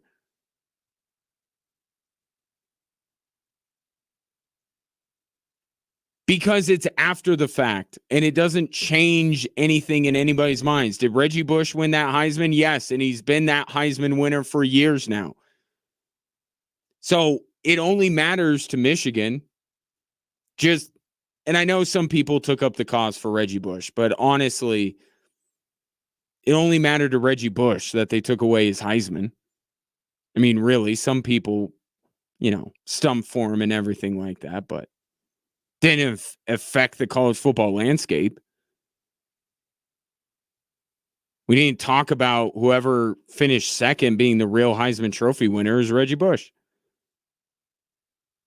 But the NCAA will do what the NCAA does, and they'll do it glacially and to no one's satisfaction. But just in case you needed the NCAA to come in and tell you this really happened, you got it now.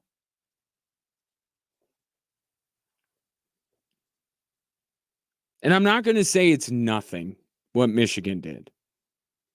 Okay, I'm tired. I disagree with that wholeheartedly. It's something. Okay. They sent this Connor Stallions all over the place to record this stuff. He reported back. They had conversation. Like, it's not nothing. Okay. Do I want an asterisk next to Michigan? No. No, I don't. They won the national title. But it's not nothing what they did.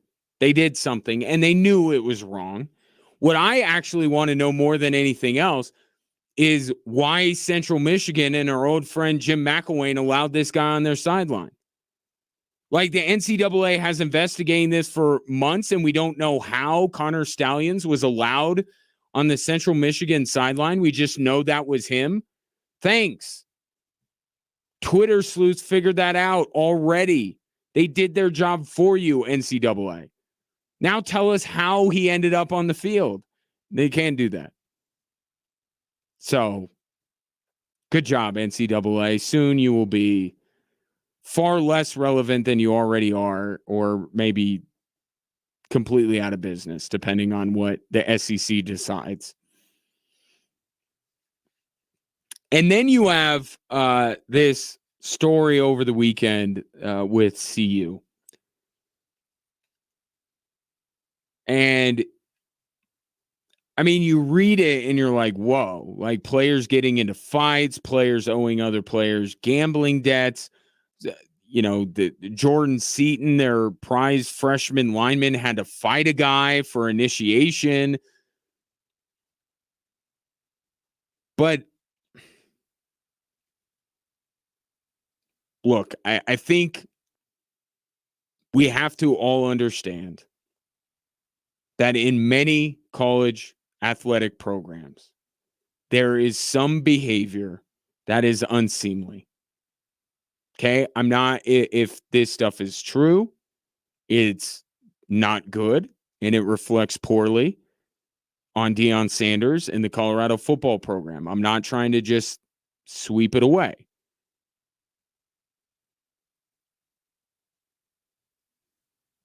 But essentially what we have here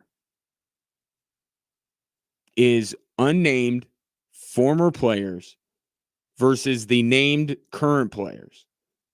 And the former unnamed players that were rudely and without empathy fired from the Colorado program are the ones saying this. And the players who are currently on the team are talking about how Deion Sanders is like a second father. So I'm looking at it and I'm like, they both have motivations to say what they're saying, don't they?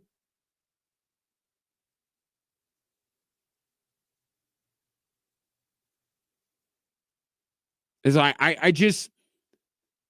I'm waiting for someone that has some real reporting chops in the world of college football to tell me this kind of stuff is happening. That's what I'm waiting for. I'm not going to completely dismiss this stuff. But I'm tired of these, you know, websites. And some websites are credible, but he unnamed, blah, blah, blah, blah, blah. They're talking to all these people with axes to grind. And I would like a piece of evidence from someone who doesn't feel wrong by Deion Sanders. Like somebody sees something that I can't look at and say, well, they just have a personal vendetta. Like a real whistleblower, like doing it for the good of the Colorado football program and the good of college football to shine a light on this stuff.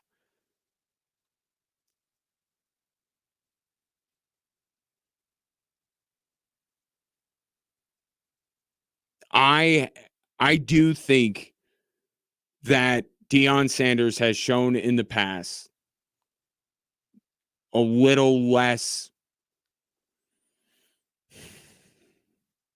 empathy towards the players he lets go. Could his bedside manner for the players going out of the program be better? And would he save himself some of these problems if that were the case? Yes.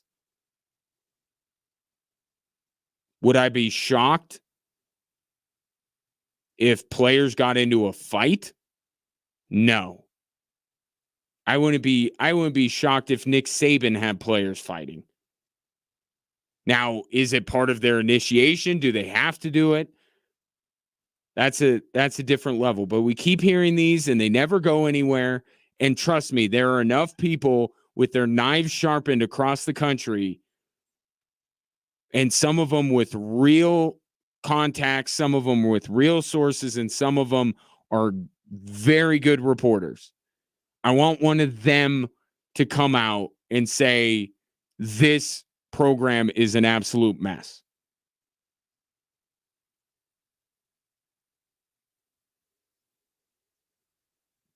That's what I'm waiting for, because we get this every once in a while. Unnamed CU player that got booted off the team.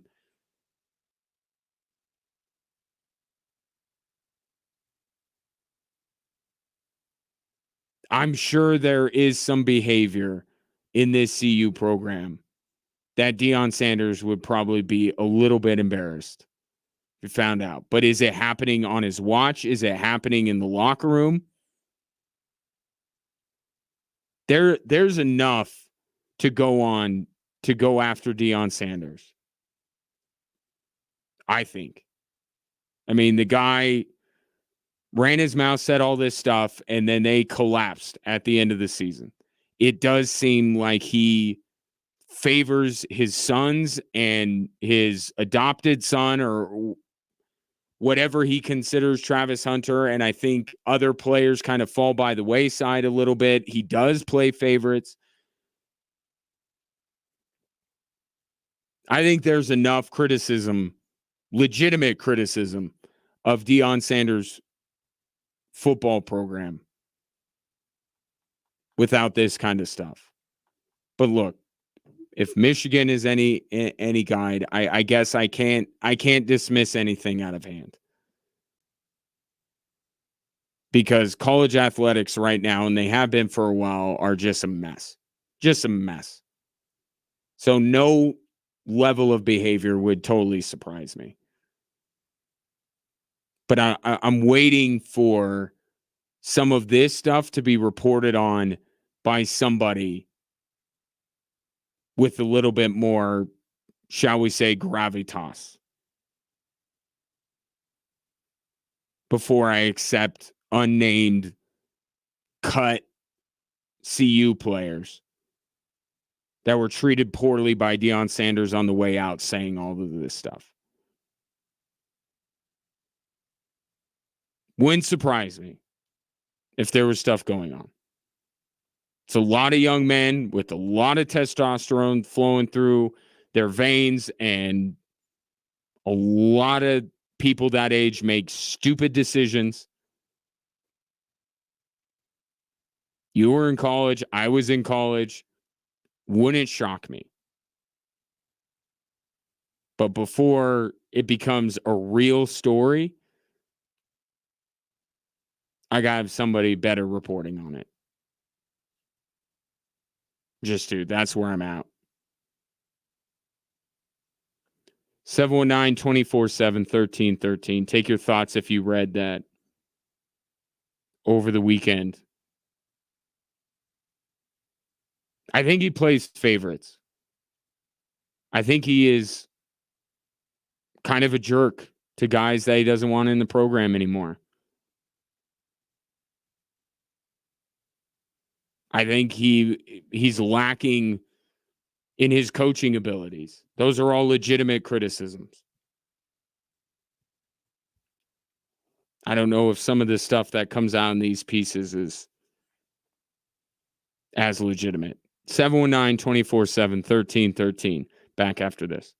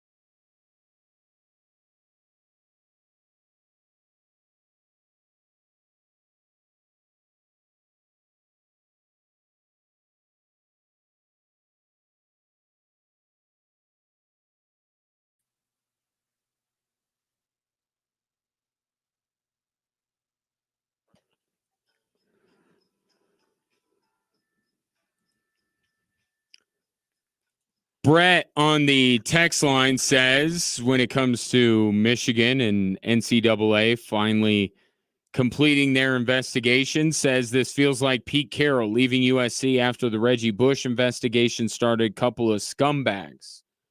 They knew what they were doing. Well, Jim Harbaugh apparently knew what he was doing. Today he was asked whether he did anything wrong. This is from Chargers camp earlier.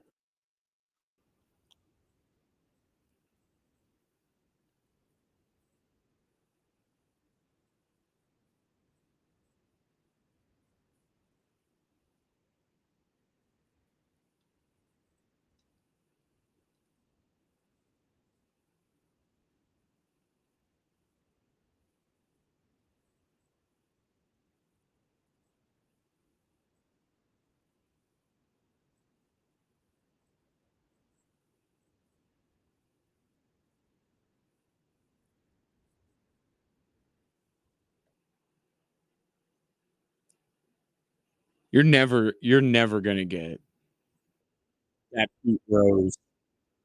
Well, and look, I'm not quoting what Michigan did to Pete Rose or anything. But you're never gonna get it from him. And he reminds me of George Costanza in this regard. That it's not a lie if you believe it's true type thing.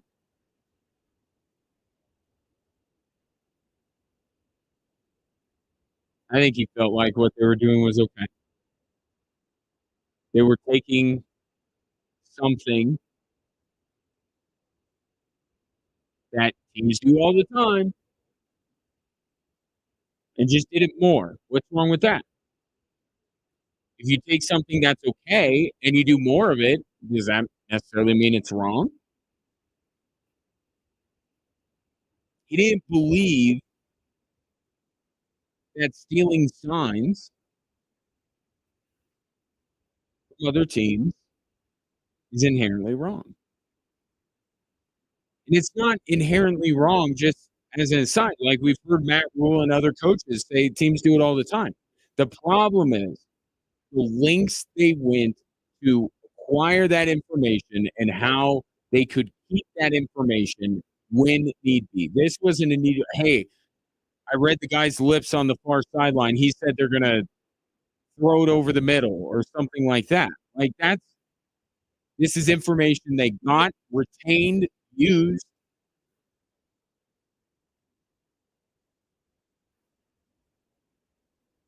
It's not the worst thing that a college football program has ever done, but it would just be refreshing to acknowledge some level of wrongdoing and understand that what you did was beyond. I mean, we've gotten more apologies out of the Astros than we have Michigan. Like, just acknowledge that what you did. Just can you say it was unseemly? Did you say they went a little bit too far? Could you say that it was icky? Could you say that maybe you were a little too overzealous with it? Nothing. We can't get anything. We'll never get anything out of Jim Harbaugh.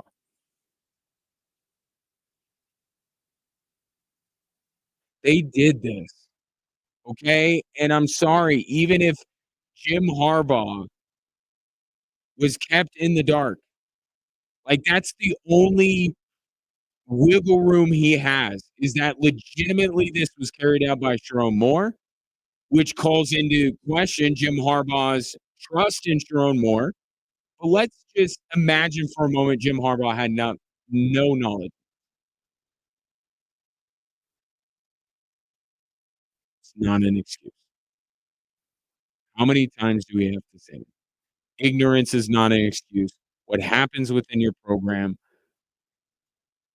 especially when official people from your team are doing this, you have to take responsibility for it. And that's if you believe that Jim Harbaugh knew nothing of this. And if he did, then why is Jerome Moore the head coach?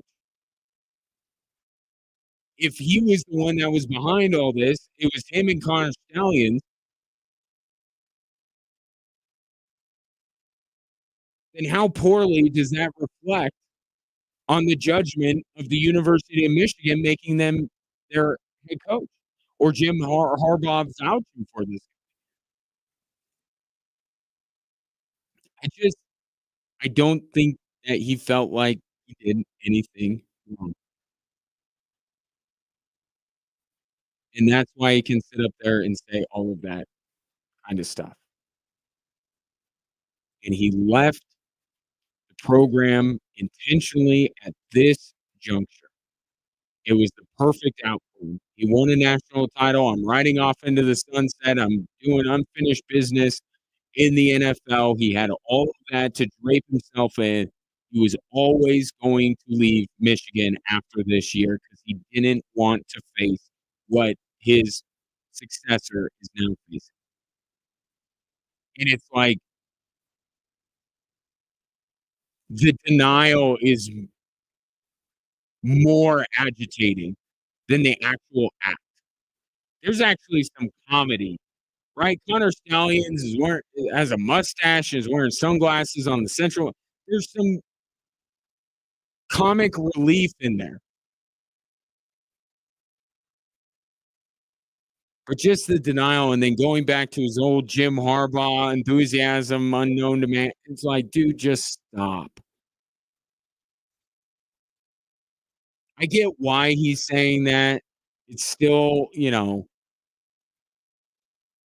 it's still going on. The NCAA reserves the right to add more to the charges, if you will. But we're never getting anything from this guy. Never. Michigan could be 3 coaches beyond Jim Harbaugh, and he will never say that they did anything that was even in a gray area. And that's probably what bothers people more than anything else. Because it wasn't a massive deal. It wasn't. But they treat it like it was nothing. Or they deny it outright. It's like, just say it. Just say it. Say that you did it. Say you went a little bit too far. We all go a little bit too far in our lives, right? We take something that is not that bad, but go a little bit above and beyond what is okay. We get into a gray area, like not even any of that can be acknowledged by Jim Harbaugh. That's I mean, the court of public opinion has already ruled on this, and really in the end, that's what will last.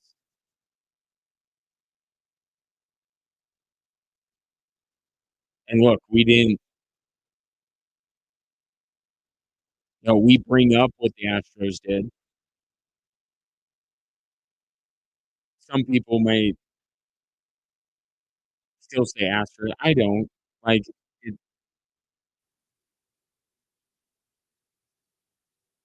it happened. I'm not gonna acknowledge the Los Angeles Dodgers as the World Series champions. I'm not gonna acknowledge whoever you want me to acknowledge as the rightful national champion, rightful big winner of the Big Ten. I just won't. Michigan is that. But also, like the Patriots. Yeah, Spygate, all that kind of stuff. They still won those Super Bowls. I still count them. But Jim Harbaugh's never. He's going to go to his grave saying he did nothing. Which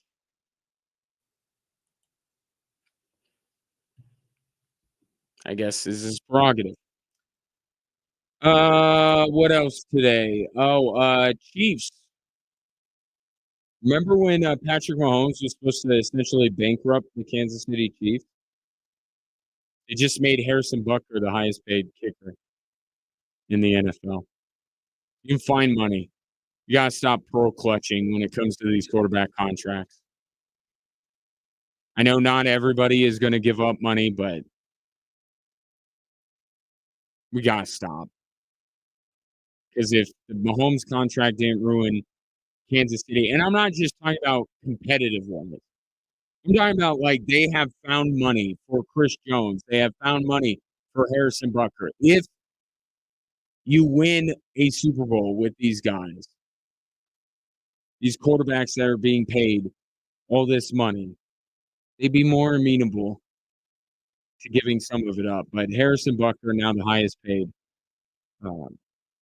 kicker in the NFL. And I found this interesting.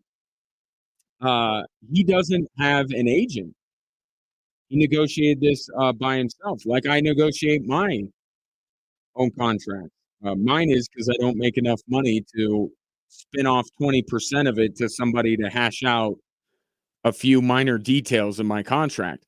Harrison Butker makes a lot more money than me, but negotiated it himself. Although I suppose when you essentially cut the potential field in half in terms of who you would allow to represent you in a professional manner, maybe it's difficult to find the right agent to negotiate a contract. Harrison Butker. Get it?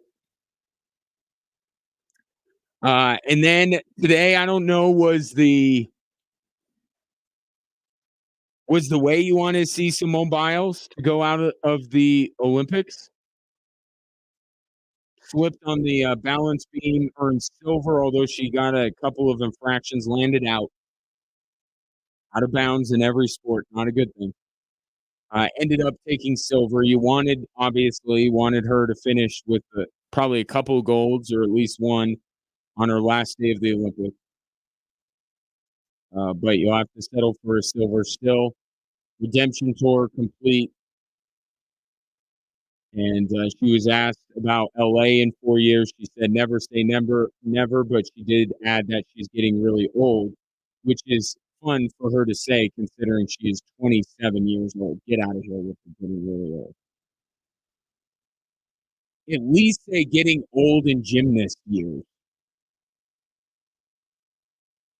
Don't just say you're getting old, because you're not. Simone Biles, yeah, your whole life ahead of you. So we'll see. My guess, if there's a decent chance we see Katie Ledecky in 4 years, I think Biles, like one event in the United States. We can't get one Simone Biles event, not the balance beam because of what happened today, but any other one, just like one event. I think we may see her in. So she finishes as the most decorated U.S. gymnast of all time. And then Katie Ledecky, speaking of, leaves Paris as the most decorated American female Olympian of all time. And Simone Biles, in terms of, I think, her dominance, in terms of,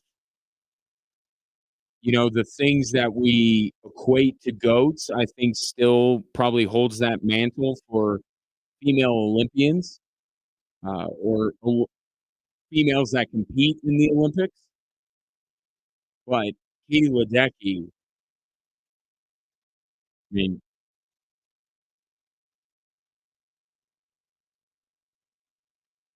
the resume is kind of, the intangible stuff goes Biles' way. But if you want it to be a little bit more binary when it comes to a little more black and white, Ledecky has more medals.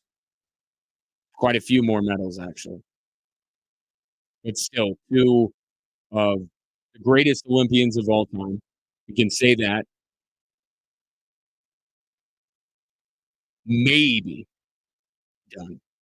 Although Ledecky is much more amenable to LA than Simone Biles is. 78. 78? Is that where we're at? Yeah. But now it's about beating China. That's what it's about. U.S. has to finish with more gold medals than China. That's the storyline through this week. They got U.S. men's and women's basketball, all these track events, the world's most famous torso and no Lyles. They got a really good team. It's been my pleasure to serve you. Talk to you tomorrow. Here's Westwood One speaking with the Summer Games update.